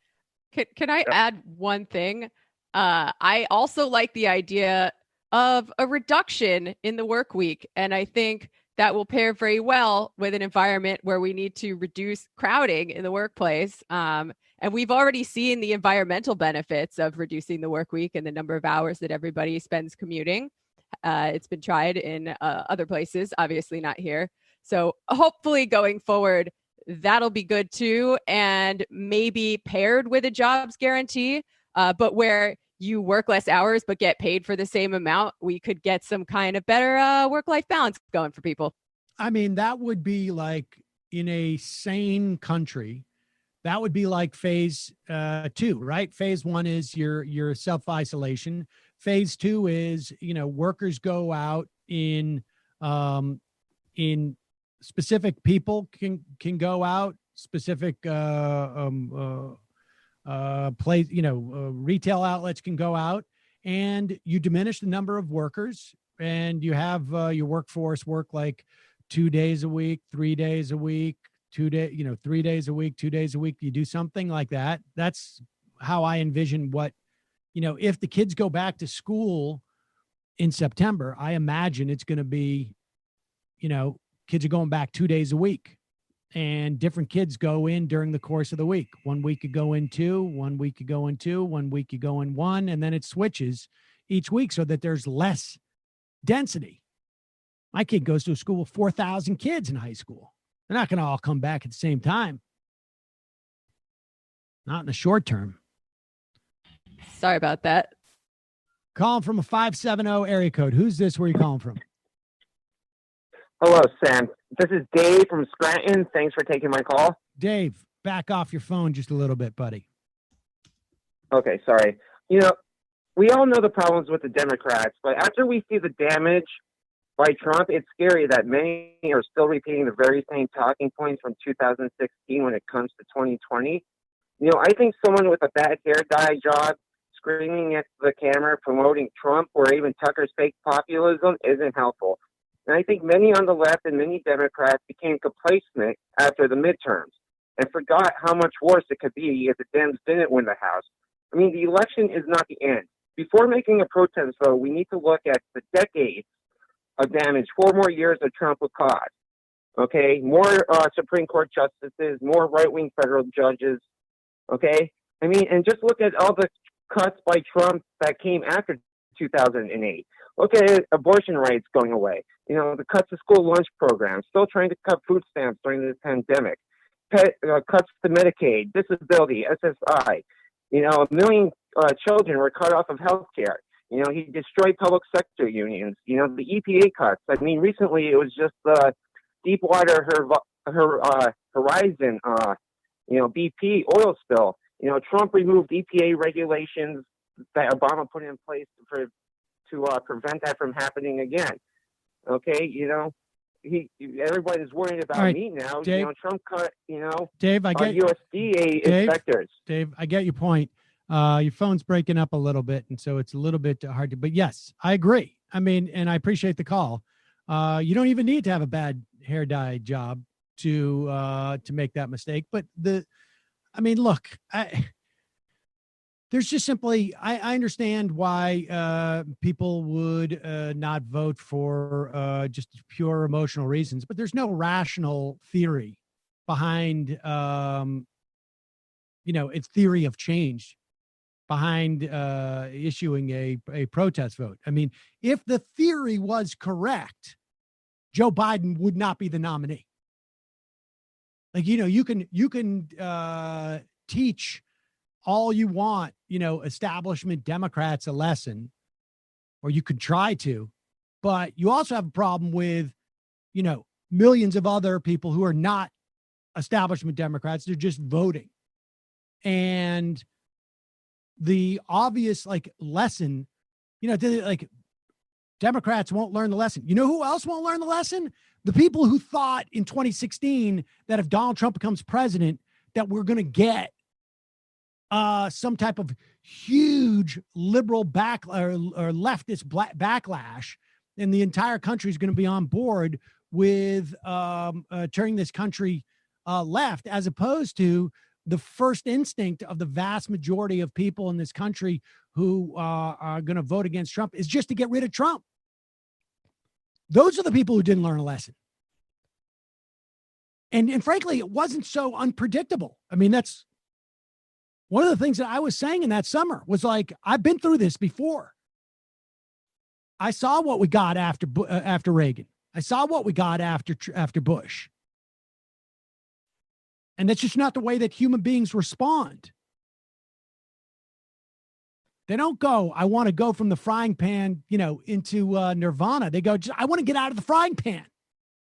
Period. Whatever the quickest way for me to get out of the frying pan and not fall into the fire is what I'm going to do. I'm not, I'll worry about getting into the refrigerator, I guess, later. Well, I think that's true if you look solely at how people have been voting. But on the wide angle, we have. That's what we're talking about. I mean, I agree. Yes, that the left has grown, and these organizations have grown outside of an electoral context. Yes, I totally agree with that. I think they would have grown even if Hillary Clinton was the president. In fact, I think they would have grown faster. But that we don't have evidence of that, right? We can't make that counterfactual. But in terms of the election, if there is a lesson to be learned, it's by those people who thought that Donald Trump's election would, the Republican Party would be at odds with him, and that B, the Democratic Party would learn some type of lesson and next time would elect someone who is more ideologically aligned to progressives. Oh, yeah, that didn't happen. No. And it's probably not going to happen. But I think most of the people who aren't going to vote for Biden in this election aren't doing it out of a theory of change. They're not doing it to try to teach the Democratic Party a lesson. They're doing it because they don't think it matters. They're depoliticized. And they might be right. I don't know. Again, it's hard to predict the future. It's hard to predict a counterfactual. I think there's a chance that Biden would be a little bit better than Trump. And for that reason, I would rather he win than Trump wins. Just a chance. On the other hand, a little bit better. You think there's just a chance? Yeah. Just a chance. How big of a chance? Like a 10% chance? I don't know the number. I think it's almost a guarantee he's going to be a little bit better than Trump. In terms of the outcomes. The Supreme Court it's screwed for generations. I don't think Biden's going to change that. I don't believe that Biden's pro-choice. He supported the Hyde Amendment till last year. I agree, but why did he have to switch? Popular pressure from his own party, but he could always switch back. He's a flip-flopper and he's a liar. Well, might not even remember saying that. That's true. That's true too. But I do think that what the only thing that's encouraging about that calculation is just that he felt that pressure. Now, granted, he felt it more because of, electoral pressure, but these are the apparatus around him. Yeah. His administration is going to definitely have fewer fascists, not necessarily no fascists, but fewer fascists involved in it. So I think it's pretty assured that it'd be better to have Biden than Trump in power. And I will say this. I think that there is a 60% chance that you are correct in terms of the Supreme Court. But I will say this. And I think, this is a question I could ask someone like an Ian Millhiser or something like that. The difference between 6-3 versus 5-4 or 7-2 versus 5-4 is dramatic. Because then for a guy like John Roberts, who's really worried about his legacy as Supreme Court as the Chief Justice, he can outsource a lot of these big decisions. He can actually start to side with the non-Breyer or non-Ginsburg judges and still get the desired outcomes he wants. Because it's 6-3, and he just can make it 5-4. I mean, that's the difference in terms of just how far they'll go. Look, Clarence Thomas, maybe 8 years, maybe you got 10 years, and you'll be able to get him out, but you won't be able to. Your hopes will be completely dashed. So it could be the difference between like 30 or 40 or 50 years or 10. And in terms of the Supreme Court, not to mention we still have the DC Circuit Court is still appointed by a majority of Democrats, or most of the judges. The majority are appointed by Democrats. When that one shifts, we're in big trouble. Well, we're in big trouble now. Bigger trouble, right? Like we're going from the 8th floor that we're jumping out of the window to the 25th floor we're jumping out the window. I'll take the 8th. I prefer the 2nd, or just walk out the front door. Here is this is just fantastic. This is the Pennsylvania House Speaker trying to argue that a point about herd immunity that I think really sort of demonstrates that he doesn't understand what herd immunity means, and doesn't seem to have any idea as to what herds are. And guess what? They're not at risk unless they have an underlying medical issue. The fact of the matter is, kids can develop herd immunity. And if you have not yet developed a plan where we can safely educate kids in schools, then you are going to have to rethink education fully. And if you have not developed a plan, despite the amounts of money that we're paying, we have the second highest average teacher's salary in the country out of 50 states. And we have the third highest average starting teacher salary in the country amongst 50 states. Okay. So let me explain something about herd immunity. Children are part of the herd. They're not the herd. You can't say you're going to develop herd immunity amongst children without it infecting the people that they live with, unless, I guess, you were to sequester all the children on like a kibbutz or a commune of some sort, where all the children leave their parents and they just go to school, and it's like one big what's that, Hogwarts type of situation where they all live there, and we'll come and get the kids in a year or so when we've achieved herd immunity outside of our children. Now, I'm not against that. I think it wouldn't be hard for me to be for that very quickly. You come, you take the children, I'll come back, I'll get them in a couple of years. I'm okay with that. If that's what, society, of course, decides is the best.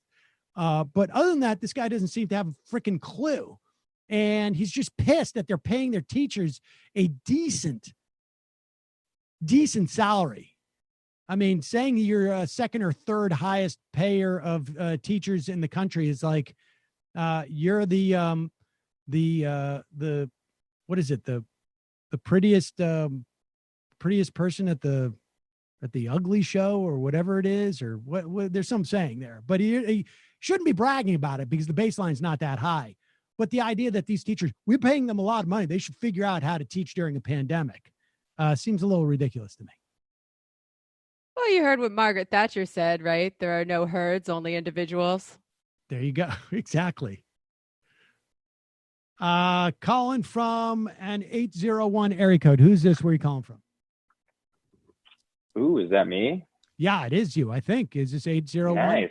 Yeah. I think that's me. Yeah, I'm Kyle from Salt Lake City. Kyle from Salt Lake City. What's on your mind? Well, okay, so I got three very quick things. First thing, I'm actually the one that met Matthew Film Guy when he was out here for Sundance. Oh, okay. And I attended his Q&A, which he was excellent at, and I saw his movie, which was very good too. Okay. That said, I would like to throw my name in to primary him as the official correspondent of Majority Report at Sundance in case that ever happens again, because I saw, I think, 8 times as many films as he did, and he only saw his own film, I'm pretty sure. So, yeah, would like to replace him if possible. Hold on for a second. Why didn't how come I'm not hearing my thing? Why is this muted? I can't do my Wait, can you still soundboard. hear me? My soundboard. No, my soundboard is down. Oh, I thought you couldn't hear me. All right, go ahead. I was gonna get on that, but I can't apparently. Go ahead. So I'll go ahead and take that as a yes. Then I'll be replacing Matthew. No, for I the said digital I remote am Sundance. I am okay with you you primarying him. I mean, we'll do a fair. Okay, I'll throw my fair. hat in the ring, and I would love to have a debate with Matthew over my personal qualifications. Obviously, he knows more about film, but I mean, I actually made the effort there. Okay, good. What else? Anyway, you got? also number 2, real quick. I know we're kind of like long past the primary and all that, and it feels like a past lifetime ago. But I just wanted to give a shout out to like the Bernie campaign and the work they did in Utah. There was like a lot of cool events that happened. And there's like a weird thing in Utah here with, I mean, politics in general, I think is a pretty interesting dynamic, but Bernie's had a pretty, like back in 2016, Bernie actually pulled like 16,000 people out to an event that was coincidentally on the same day as a Trump rally that pulled about 300 or 400 people in a pretty small venue. Wow. And that really solidified something in my brain here that like something could be done possibly in the future. There's just such a weird, I mean, there's a lot of anti-government sentiment here. And I think that could be transitioned into like pro-work or anti-establishment type of politics. But the Bernie team that was out here did a really great job. We had a lot of cool events that were out here. And when I was canvassing in a lot of the areas that the Bernie campaign was focusing on are in Utah, a lot of like the more diverse neighborhoods, and people were talking about how they never had any person from any political party even attempt to contact them, let alone show up at their door. And so that victory here was really cool. And that even included all of our local like Democratic politicians endorsing Pete Buttigieg. Our one Democratic representative, Ben McAdams, actually endorsed Bloomberg like a while before the primary, and then he tried to actually kind of hide that he did that. He sucks super bad also, so that's another thing. But yeah, so really stoked about the Bernie team here, and they did a lot of great work, even though obviously things got weird after that. Jane actually was here, and she did like a Mormons for Bernie event, and they actually got a bunch of people from the Latter-day Saint Church to come out to that, which was super cool. Cool. I appreciate the call, Kyle. And then, I had one more thing if you're okay with it. Go ahead. I think you'll get a kick out of it. So in the midst of this hydroxychloroquine craze that was here, someone from the Utah state government put in a gigantic order for that and ended up paying a 600% premium on all that medication. And it was determined to not be effective before the medication even arrived in Utah. And yeah, so that was really cool. Shout out to the Utah state government for well, I hope they turn around and they give it to people with like, I think lupus, and it'd be nice. They actually ended up being able to get a refund on it, but then they did an internal investigation, found that there was, quote, no bad motives for that whole thing. So yeah, good stuff. Yeah, appreciate the call. Thank you. I do think that there is value next time around for a candidacy like Bernie's to distinguish between the policy sets that they propose and the anti-establishment mentality. They are not necessarily always aligned. Very often, particularly in this era, they are. But I think there are times to deploy one versus the other at various times that I think that the campaign did not quite master. Let's go to the phone. It's hard because he was trying to reach out to two different groups of people at the same time, which is to say the base of the Democratic Party that's typically more loyal to the Democratic Party and votes in the primary, right? And a potentially larger but also less reliable number of people who are disaffected with politics altogether and both parties, right? Right. You may have to sequence that little, in some way, as opposed to, I mean, that's what people do. They run in one way in a primary, and then they pivot for the general. And on some level, you can do both simultaneously, but you got to be clever about it. And I don't know that they were as sensitive to that as they should have been. But calling from a 954 area code. Who's this? Where are you calling from? Hey, buddy, it's Michael from Miami. Michael from Miami. How's it going down there? Things starting to tick up a little bit? Well, we're the island of misfit toys. Palm Beach County had the restrictions listed for phase one. We're probably going to be hit, along with Dade County, within the next 2 weeks. There's too much momentum, and you alluded to the pressure earlier to try to keep things as is. And our idiot governor, who, by the way, you correctly asserted earlier, was way behind the information curve when it came to trying to take care of this kind of stuff. The reason why our state did reasonably well, first of all, 60 to 65% of the cases were from the Tri-County area, from Palm Beach County on down. That accounted for also 22% of the deaths in the state. But what happened was, to the local government's credit, the county managers and county mayors in both Broward and Palm Beach and Dade County put shelter-in-place orders well in advance of the state. Dade put theirs in place like March 12th or 13th. We here in Broward, we did it on March 16th or 17th. And, the state of Florida didn't do it until April 1st. Right. Well after he was shamed into doing so with his ridiculous pictures of spring breakers and everything else that was going on. So he was, he'll take credit for having, reduced the curve. But what happened is that we got well in front of it. And it was the local governments that acted before the state government would. We had I think I talked to you last time, we had a patchwork quilt of nonsense going on down here. Yeah. Where one city would be open, another would be closed. I do work in other parts of the state. Those attorneys would be closed. Some courthouses would be open. It was crazy. He couldn't get anything done. Yeah. Until he finally caught up, and now he wants to take a victory lap based upon the fact that his inadequacy, except for, and this is true, he did purchase with state money 1 million vials of hydroxychloroquine, which is probably gathering dust even as we speak somewhere. Well, I'm So sure that was one of Jared Kushner's friends made a ton of cash over that. So that's good. Yeah, it's great. Probably. In addition to muzzling the State Department Surgeon General, who had the temerity to go on live news conference. I think you talked about this, right? And he literally said we're going to have to do social distancing for the next couple of years. It was immediately yanked off the dais as he was making the conversation. Yeah, that's always a good look. But no, he didn't have anything to do. I mean, he's basically, he's mini me down here. He's doing whatever Trump and the acolytes allow him to do. So, and he reads the tea leaves as much as anybody else. But it's still, look, Sam, we're going to open up. But I am for square against this. But as a small business owner, I don't have a choice. My assistants all work from a remote location. What am I supposed to do when everybody else around them is now back in business, but they are not? I'm going to have to somehow work out something to have them come into the office. The only problem is, guess what? They all have child care issues. So now what do I do? Because the schools, and also camps. an independent, local entity, have said, no, we're not going to bring these kids back in until September. Yep. So, if you're a working camps, mom, a lot of dad, camps have closed too, and there's no daycare centers that are open. I mean, it's just there's no childcare, and then if you get I imagine one of the things that people will contemplate doing is obviously getting babysitters and maybe like doing communal babysitters, but you run into the same problem. Exactly. You see, how can you do that? You can't. You can't. Dude, look, we have 19 million people in this state. I realize I'm preaching to the choir here, but we've tested 4% of our population. Our hit rate in Dade County and Broward County was still 12% up until a week or two ago. I think it's down to like 6 or 8. And that's only because they've increased testing. And quite frankly, I think the quality of the testing is to be desired at this point.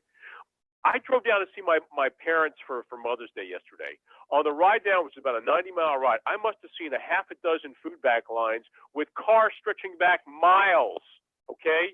This is a real problem. I get the fact there's food insecurity all over the place, but you cannot open up the spigots of the economy if it's just going to end up, infecting another, million people. You can't do it. The problem is they don't have enough tests. They don't have enough testing facilities. And now they're caught in a vice. People want to go outside, but they're being told, if you do so, be careful. Oh, and by the way, if you try to bring somebody in like a child care specialist, hope you have your own tests. Well, good luck with that. Right. No, it's completely untenable. And, the only thing that I think that we can sort of, I don't know. I mean, hope kiss our ass goodbye. That's what we can say. Look, I'm not going to be a complete doomsayer about this. Some states have figured it out. Your state's figured it out. I think Gavin Newsom caught a raft of shit for deciding to. And here's the other problem that he found out. You cannot open up these spigots and then turn around and try to shut them down again. These people have they have one play in them. You can restrict them and keep them at home for a certain period of time because they understand for the public good that's what has to be done. But once you open up those doors, you can't go close them again and go, oops, my bad. Ain't going to happen. Because people are not going to behave. They're not going to go back in. Either desperation or defiance, either one. They're not going to go back indoors. They're not going to. I don't know about that. I don't know about that.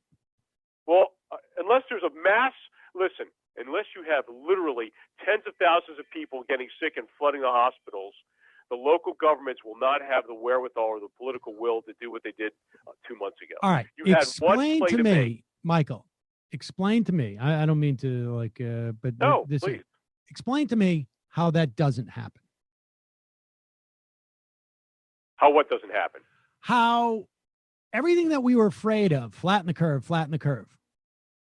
How are we going to flatten the curve once we open up? What has changed from March 12th, when a lot of places in Florida on their own, municipalities started to, isolate. A lot of individuals started to isolate. What has changed since then to May 12th? In practicality, momentum created by a lessening of the number of reported cases, which there's no doubt that's occurred, combined with the overall. We're not at less cases than we were on March 12th. Ask me, I'm going to answer you. Okay, but the overall perception that somehow we are getting better and therefore we're allowed to return, plus the economics involved. That's what's caused this critical mass, if you will, to try to take place. It's all kind of moving in a direction that's really almost out of the control of the leaders. They realize people want to get back. They realize that people are desperate and money-wise and food-wise, things have to change. I'm not in disagreement. Look, I'm a small business guy. No, but you missed. Listen, you missed my what I was suggesting to you. I believe you're trying to say nothing has changed. No, actually, things have changed. In places like Florida, in rural places, there are more vectors than there were on March 12th. And so when people come out, I think there's reason to believe that the speed in which we get to that point where the curve is back in a lot of these places is going to be faster than it was last time. Oh God, you might be right. I mean, I don't know. I don't know. I could be totally wrong. Like I'm just trying to do math. Like the cases that are in Nebraska on May 12th is higher than it was on March 12th. Right. I'm just using Nebraska as an example. They also didn't take the steps that we took more aggressively 2 months ago. But the point is that the steps don't weaken the virus. No. That's the thing. I know that.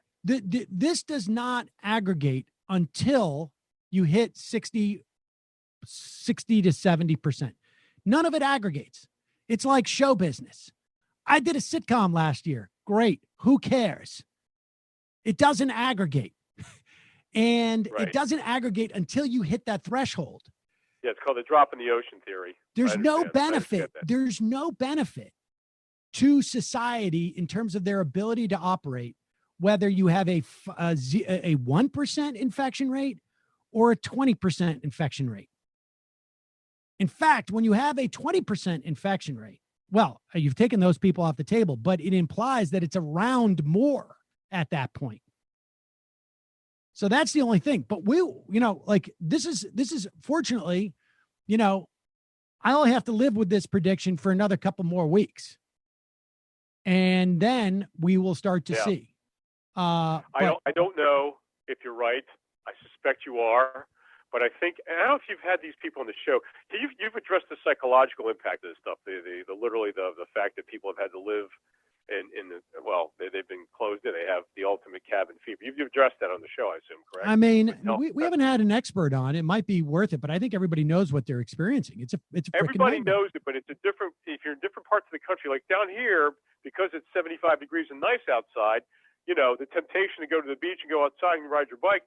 That's out there, and You're going to ask me to sit inside the whole time. I mean, now, granted, most of the state has been under even when they were at stay-at-home shelters, they were eliminating options for exercising and things of that nature. But if you live in Nebraska or South Dakota or other parts where I lived in Michigan or Wisconsin, it's hard as hell to stay inside 8 months straight through. You can't go to a theater, you can't go to a bar, you can't go to a restaurant, you can't go anywhere. So naturally, the pressure is going to build up to try to ease those restrictions as much as anything else. I have friends with kids. I don't think, dude, I am against opening up, okay? I think we're making a huge mistake. And once the genie's out of the bottle, you're not going to be able to get people to go back home again. I think. Do you see a scenario in which anyone has the political gravitas to pull that off? You said honestly, there's only one thing. Who's been the most successful? Michael, hold on 1 second. Listen, I'll tell you something. The one thing that's going to do it is when people turn on their local news and they see the hospitals have been overwhelmed, and that's it. Yeah. But I agree with you. I mean, and I think we'll see. I don't know. I imagine there'll be some places that'll be the case and some places that it won't. I think that there is reason to believe that at the very least being outside is a mitigating factor in terms of catching, being infected. And it's quite possible. Great. And let me ask you, sporting events. You got a couple sports fans there who work with you, right? You got guys there that like the stuff. You do as well. How the hell can you explain to me that Major League Baseball, if assuming they even get by the union and the ability to go ahead and get them back in place, how are you going to put 15,000 people in a 60,000 seat stadium and say, okay, we're socially distancing yourself? You just got to have them play on TV. You got to have them play on TV. Just to get into the stadium, you have to stand next to people. You can't. Well, Michael, but you could. Well, I do think what you could do. I think you could play without. One person per section? No, good. Nobody in the bleachers. Okay, fine, but you still have the other problems. Yeah, and the indoor sports are a completely different matter. I mean, they're talking about using Orlando and Vegas and those kind of things. The problem with that is that analysis is on a different level. Your friend Dave Zirin could probably speak to this better than anybody else. All right, well, I got to jump, but listen, I think I know you do. I just haven't talked to you in a while. I saw the comment you made about DeSantis being behind it. He's an idiot. He's an idiot, but he's gonna ride the curve and he's gonna try to take credit. He's gonna do what Trump did nationally. He's gonna try to do it on a state level. And unfortunately, there's enough dupes down here to buy it. Maybe, but. Maybe not. Well, the one thing is what you suggested. When people start getting sick, when people start dying, and they're not just old and African American and Hispanics, it's going to make a big difference. I think it's going to make a big difference. Appreciate the call, Michael. You stay safe. Be careful. My best to the staff. We do listen to you guys a lot, and thanks. I hope to talk to you in better times. Bye-bye. Soon, Bye. Hopefully. Yeah, we just don't know, folks. We just don't know. And I will say, I don't think Mike does those type of liabilities, but maybe he does. Those, we got the IM machine working right now. You can IM via the app. Thames Darwin. Sam, you might remember I'm a Holocaust educator and historian. I just wanted to point out something related to a topic from last week. It turns out that before Kristallnacht, the primary means of oppression used by the Nazis was downvoting on Amazon.com. Not a lot of people know that. It's true. It's really true. Arcanix Michigan Capitol Commission adjourned its meeting today for banning guns in the Capitol amid threats of violence from the domestic terrorists, the ones who protested at the Capitol. Jesus. God, that place. Kentucky Fried Comrade. Hey, Sam, wanted to say I really appreciate the work you all at the Majority Report do during these tough times. However, I'm concerned by the way you go through callers. Seem to talk and hang up on them as though you're some type of gay French king.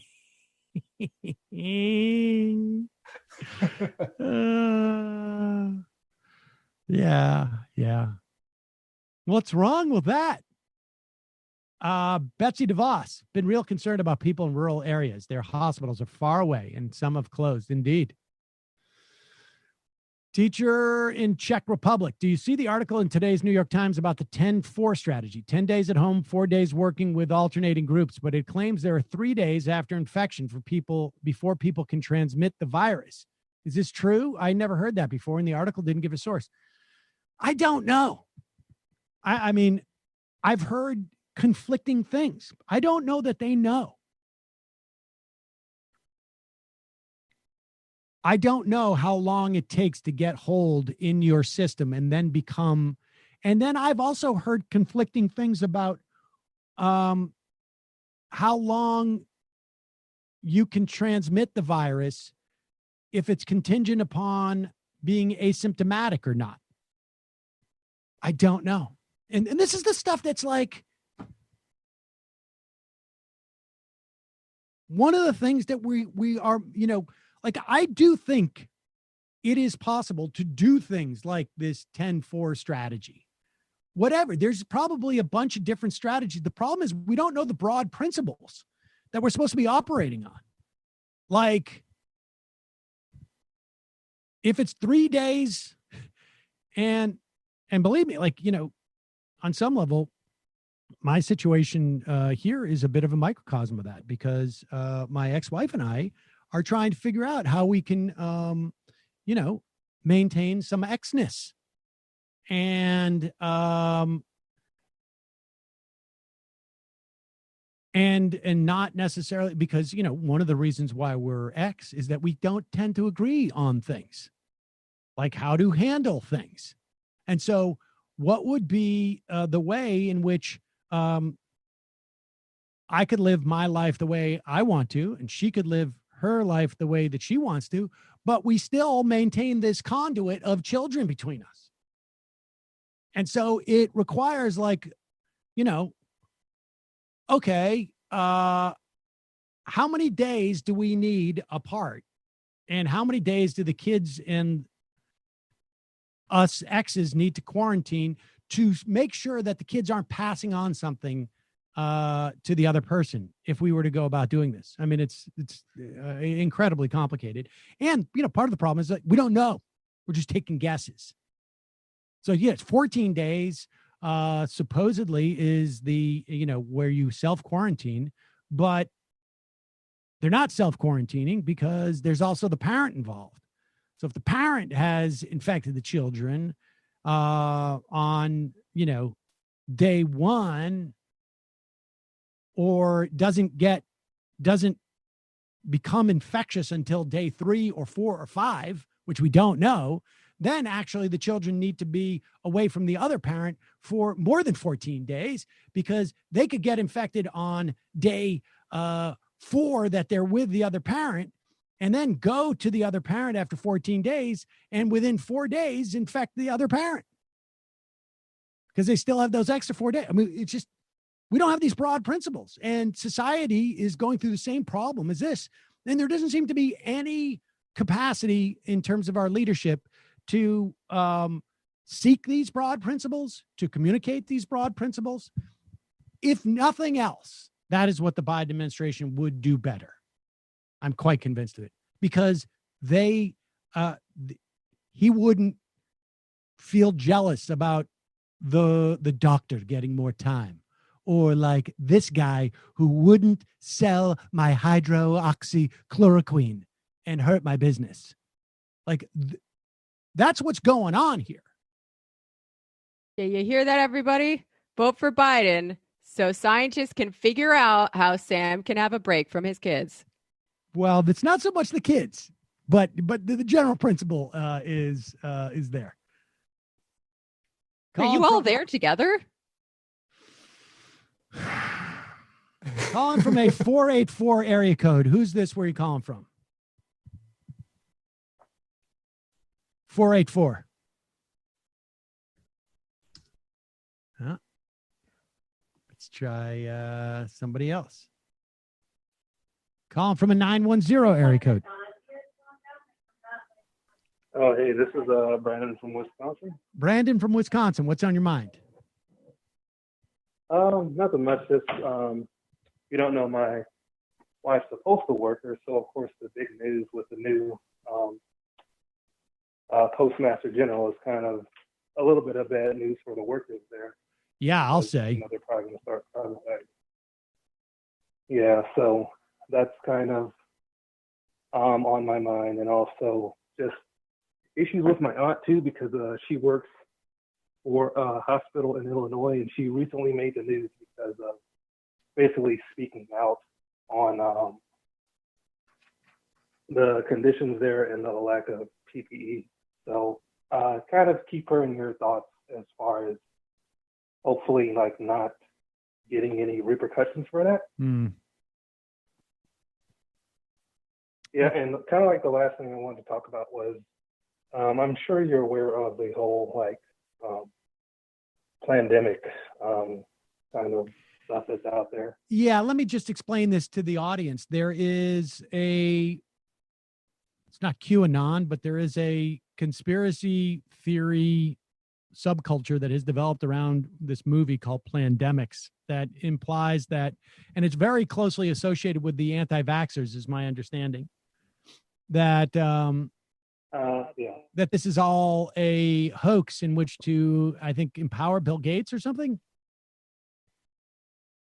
Yeah, it's something weird. I haven't. It's weird. Yes, I haven't dug too deeply into it because I just don't have the stomach for it right now. But it's kind of not worth it. Save yourself.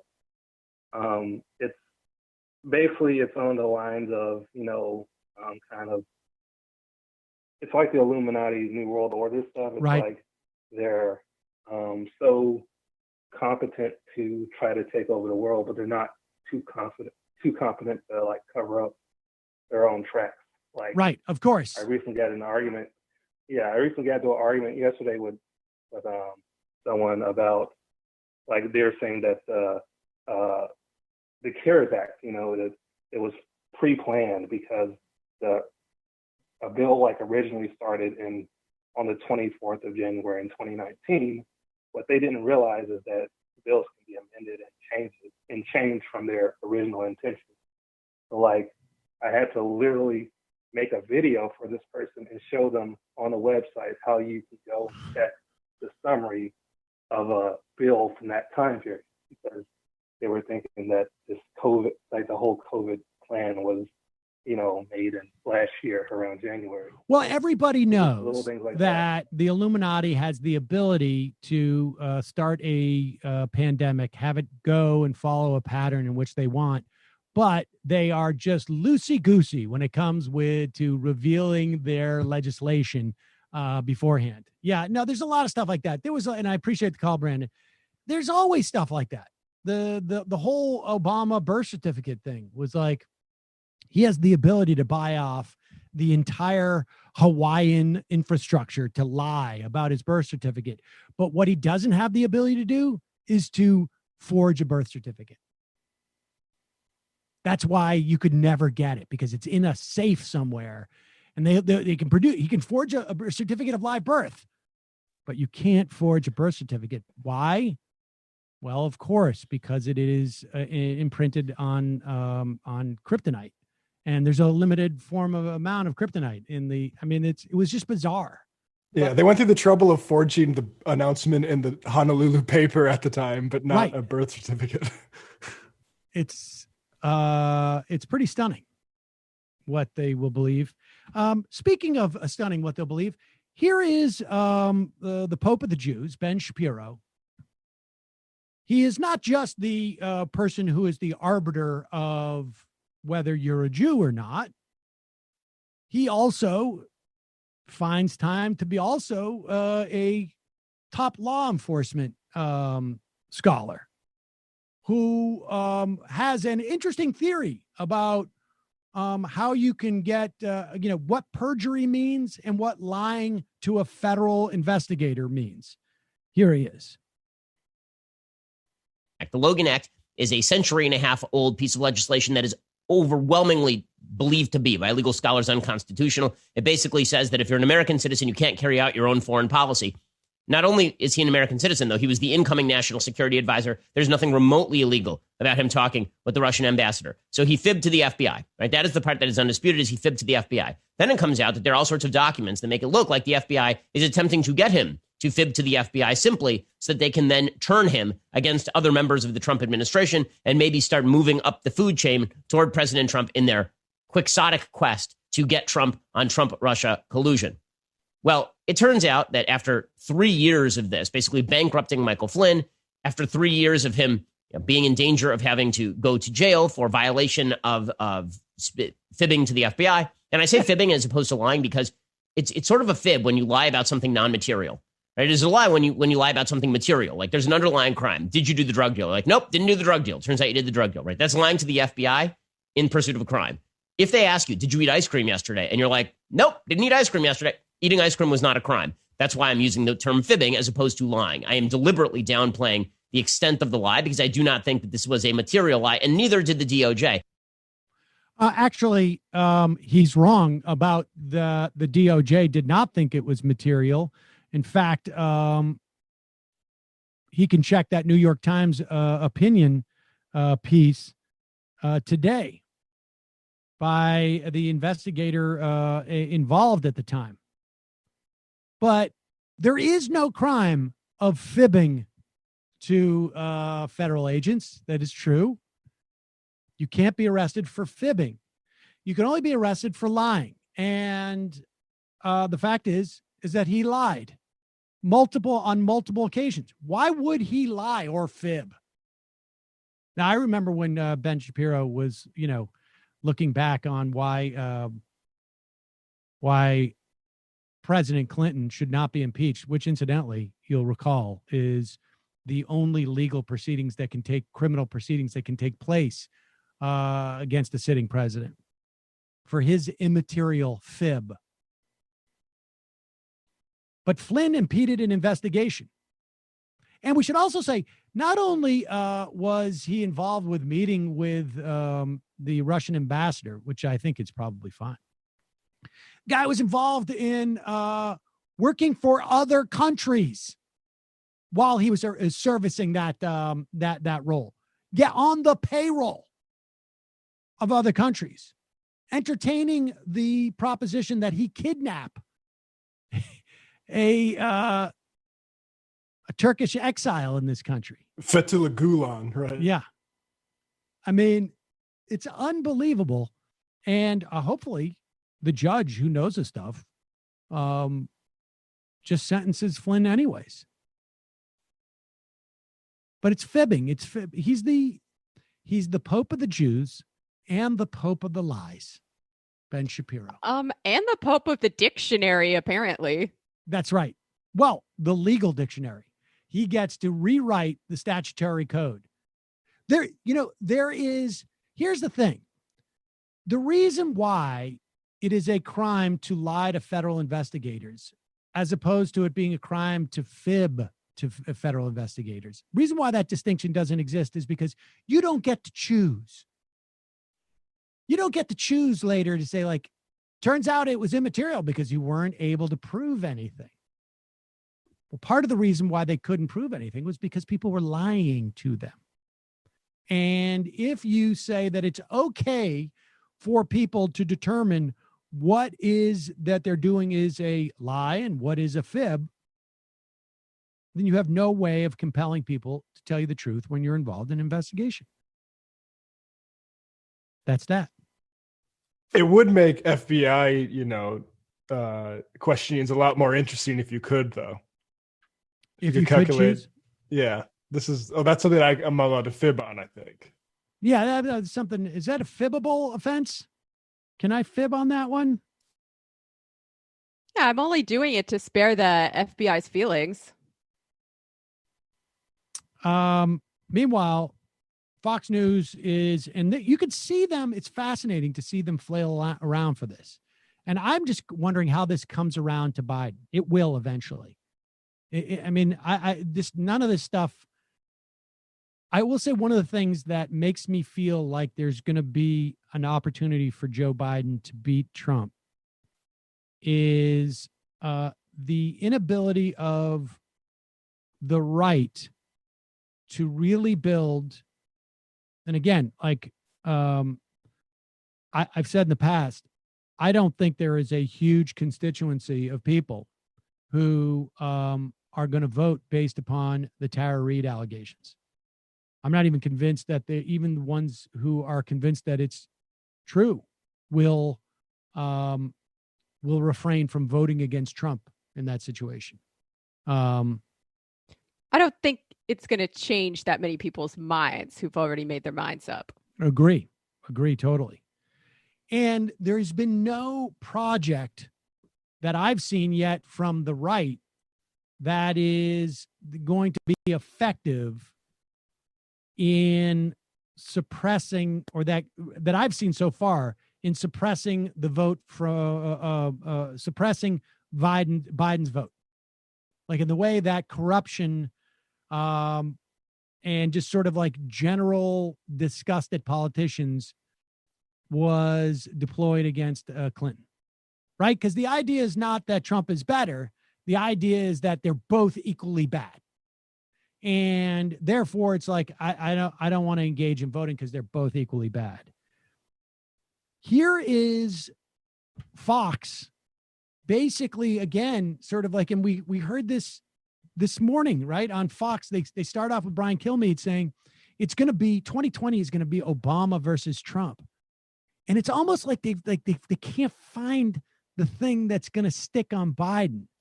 And so they want to sort of reorient this towards like, maybe they think they can fire up the racism machine. I'm not sure. It's possible. But here is Ed Henry and Jim Jordan also carrying that same water. In terms of pushing this forward. I just feel this is important. This is not a segment on how Jim Jordan repeatedly ignored the pleas of the students he was coaching who were wrestling that a sexual molester was preying on them as he was assistant coach. I just want to make that clear. This segment is not asking Jim Jordan about that. I don't know why they wouldn't ask him about that, but that it's not. I just, in case there was any confusion. Go ahead. In terms of pushing this forward and getting more information, as you say, and accountability, how high up did all of this go in the Obama administration? Rick Grinnell, I want to show the video. I was tipped off yesterday that he was headed to the Justice Department late yesterday afternoon. He's got a satchel in his hand. I'm told there are documents in there he was bringing to the Attorney General, William Barr. We don't know exactly what's in there, but there are people around this case suggesting that maybe as the acting DNI, Rick Grinnell has seen some documents that suggest Sally Yates and others were saying privately that Barack Obama knew about a lot of this with Michael Flynn a lot earlier than we know. What do you know? What do you think's in there? Yeah, look, I don't know either. Let's hope they all get to the bottom of this. That is what John Durham has been charged to do by the Attorney General of the United States. So, look, we expect some completion of that investigation this summer, and we look forward to seeing it. But as this is suggesting that Obama knew that there was no Trump-Russia collusion when he was in office. Now, I don't know how intimately involved in the investigation Obama was. They, of course, were trying to get McConnell on board in, I think it was October, to just everybody say, like, the Russians are interfering with the election. People should just be aware of it. McConnell said, if you do that, I will make a political crap show out of the whole thing. But they are going to try and make this about. And what's amazing to me is, who do they think their audience is? Like, is this just, if they are having to, this is what I find encouraging. They are spending their time creating conspiracy theories that are geared towards driving their own vote out.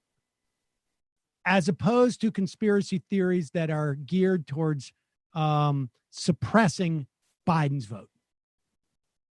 And maybe with Clinton, it was a twofer at the time, but this doesn't feel like that, right? I mean, do you think there's anybody, Jamie, who is planning on voting for Biden who would be like, Obama knew that there was that the Russia Gate was a hoax, therefore I'm voting for Trump, or I'm not going to vote for Biden? I just don't think that's an equation, right? That's going to work. No, absolutely not. Isn't This the is most a suppression tactic, isn't it? But is it a suppressing? I don't think so. Like they're trying to turn That's out their their own bet. base with this, the same way that the Democrats do with the Yeah. Russia stuff. And on both sides of it, I don't think that many people care. Yeah, rally around the general is not a very good appeal, I don't think. Well, but I do think it's an appeal for them. Right. I think it appeals to the Trump voter, right? Like this is the aggrievement thing. All of this has been unfair. I am unjustly maligned, which means that you are unjustly maligned, and they are attacking the military, in the form of Flynn, which means they're attacking you. That's not suppression. That is trying to drive their own voters out. And that suggests to me that that's where they see a problem. Like right now, what they should be doing, it seems to me, is they should be building. Now, with Clinton, it was both, because the Clinton hatred was so strong on the right that they could both suppress the vote for Clinton and drive out their own voters based upon Clinton hatred. But I just don't see that here. Like, I don't think there's anybody in the pool of people who would contemplate voting for Joe Biden right now, who, like, if presented with the information that Joe Biden must have known what Barack Obama clearly knew, that Donald Trump was not involved at Russia at all, that people are going to be like, I can't vote for this guy. Yeah, I mean, isn't the more likely reason that there'd be a paper trail from the Obama era about Michael Flynn that he was just a lunatic and like people were concerned about him? Like he was a fabulist and like got edged out of DIA, right? Yeah. Yeah. I think there was all sorts of problems with him. And then people forget the investigation about Trump and Russia did not kick into gear until Comey was fired. And Trump said that this will get rid of the Russia investigation. I mean, that's what triggered it. I mean, just to some degree, maybe this is just the byproduct or the result of having so much coverage on Lisa Page and Strzok and this whole counter narrative of the deep state that they've finally bought their own, crap at the end of the day. Right. And they think it's more important than it is to the average voter. I think that's the case, or they just like they are feeling like they need to shore up their own peeps. Let's go to the IMs. Take a couple all right. We're just gonna, folks. I'm not gonna be able to take any more phone calls. Apologies to you all. I am sorry. And but we will take the rest of the IMs here. Bravo-matic. The vote Biden message seems to be nothing more than a kidnapping demand. Give us your vote or bad things will happen to your family. I mean, yeah. I mean, you can phrase it that way. Or vote for Biden and less bad things will happen to your family. Empire Burlesque. A vote for Biden is a vote for Mike Bloomberg heading the IMF. I mean, I don't know. Bloomberg seemed to skip town on that promise to fund Biden's campaign. So yeah, we'll have to see how committed he actually is. Indeed. A Square. Sam, sadly, it will be corporate interest that will save the post office, not the Democrats. Yes. Prettiest person at the Ugly Show. The No Me Key Show. No Me Key. No Me Key Const. I can say it when it's No Me Key Const, but the No Me Key Show, I have trouble with. No Me Key. Just said it right. No Me Key. Brainslav. Is it safe to say Biden's VP will be the front runner in 2024? If so, I hope he picks Warren. I mean, I would imagine it's also, yes, I think it's possible that Biden's not going to be more than a one-term president. Yeah, I've had a dark vision over quarantine of Biden winning, doing one term, and then Trump running again in 2024 against, Kamala Harris or something. Right. I mean, he's gonna look awful. I mean, let's say, let me pose this to everybody. Let's say it was the VP will be essentially the incumbent if Biden wins. Who would you want to be the VP of the likely choices that Biden's going to pick? Right? I've said that's limited. Yeah. So it is limited. Yes, exactly. So don't say Nina Turner because Joe Biden's not going to pick Nina Turner. I was going to say Sherrod Brown. Brown. Also will not happen because coming from Ohio, they won't blow up that seat. I don't think, but maybe. Okay, but Sherrod Brown. But he's also said it's got to be a woman. Yeah. To contrast to, I would say the difference between Abrams and Warren, I think, isn't much to me, after the primary. So, like, I'm down with whichever one of those, and hopefully we can get some more radical Congress people under that administration. But I mean, because I don't trust Warren more than I do Abrams. I think they're both kind of a similar thing, maybe. And I think she would be a better campaigner too. Me too. So I think probably Abrams. Abrams would be a better campaigner. Yes. I cannot imagine of the people who could conceivably be Biden's VP, someone who would mount a terribly effective challenge to a Republican in 4 years. Yeah, but you have to choose. Yeah, I think it's going to be Harris is my choice because I think that's a boring pick and not inspiring. Well, but no, I'm not asking you to guess who it's going to be. I'm asking who you would want. I reject this framework. You're making me pick between. You're like, we got bad ice cream flavors here. You got to pick your favorite. I'm turning over the table in the swamp. You can't make me play this game. Yeah, I mean, my strategy is to just say, sure, whatever, whoever, and then move on to the more important questions. But I think it has to be Abrams or someone like that. It's fine. I think Whitmer could win too. Maybe I'll go with Whitmore for a difference in opinion. But it's never. I don't know. I think they're all susceptible to pressure and obstacles to the left in similar kind of ways. I think they're kind of the same thing, to be honest. Assuming that the vice presidential pick is not going to have a material difference in terms of Biden's chances of winning, which I don't know if that's true. I would probably go with Warren.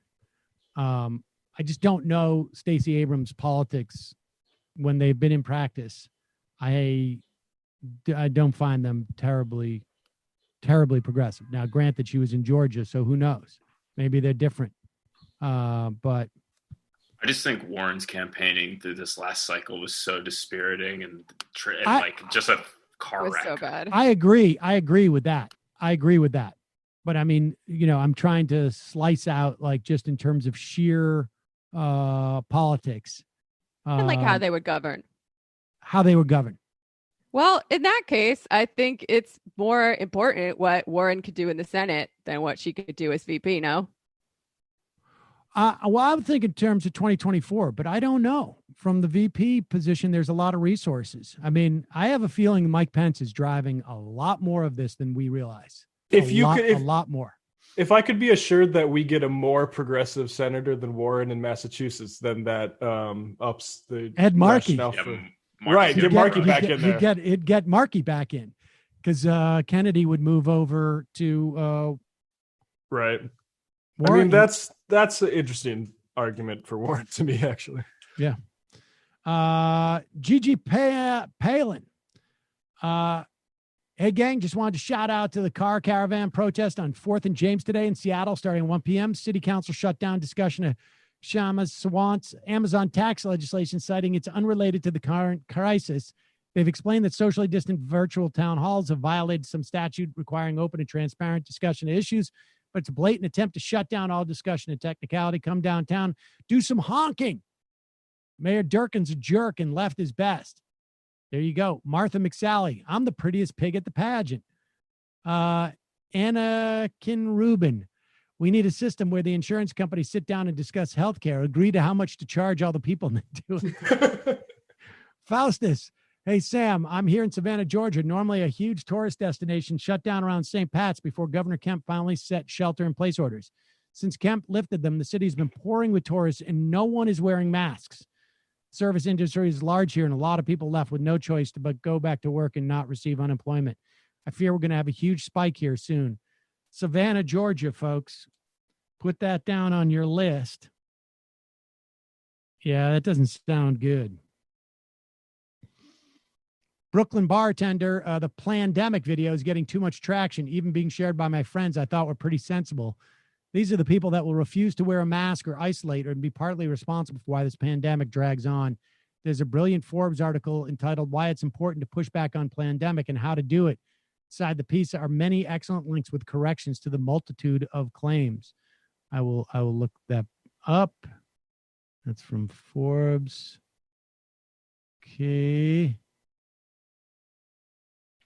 Got a couple more here. 3 more. The Ginger Baron, I'll only vote for Biden if he does that Fortnite hologram plan. Dad, there's a dang Cheeto in the White House. And the final I am of the day.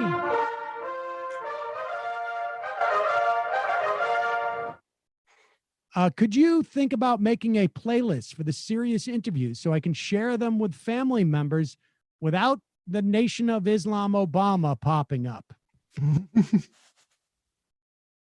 Interesting idea. We've thought about this in the past. I mean, not specifically about that, but see you tomorrow. It might take all the strength I got to get to where I want, but I know somehow I'm gonna get there. I wasn't looking when I just got caught between the truth and the lie bar. But finding out won't make me feel any better. Yeah, I know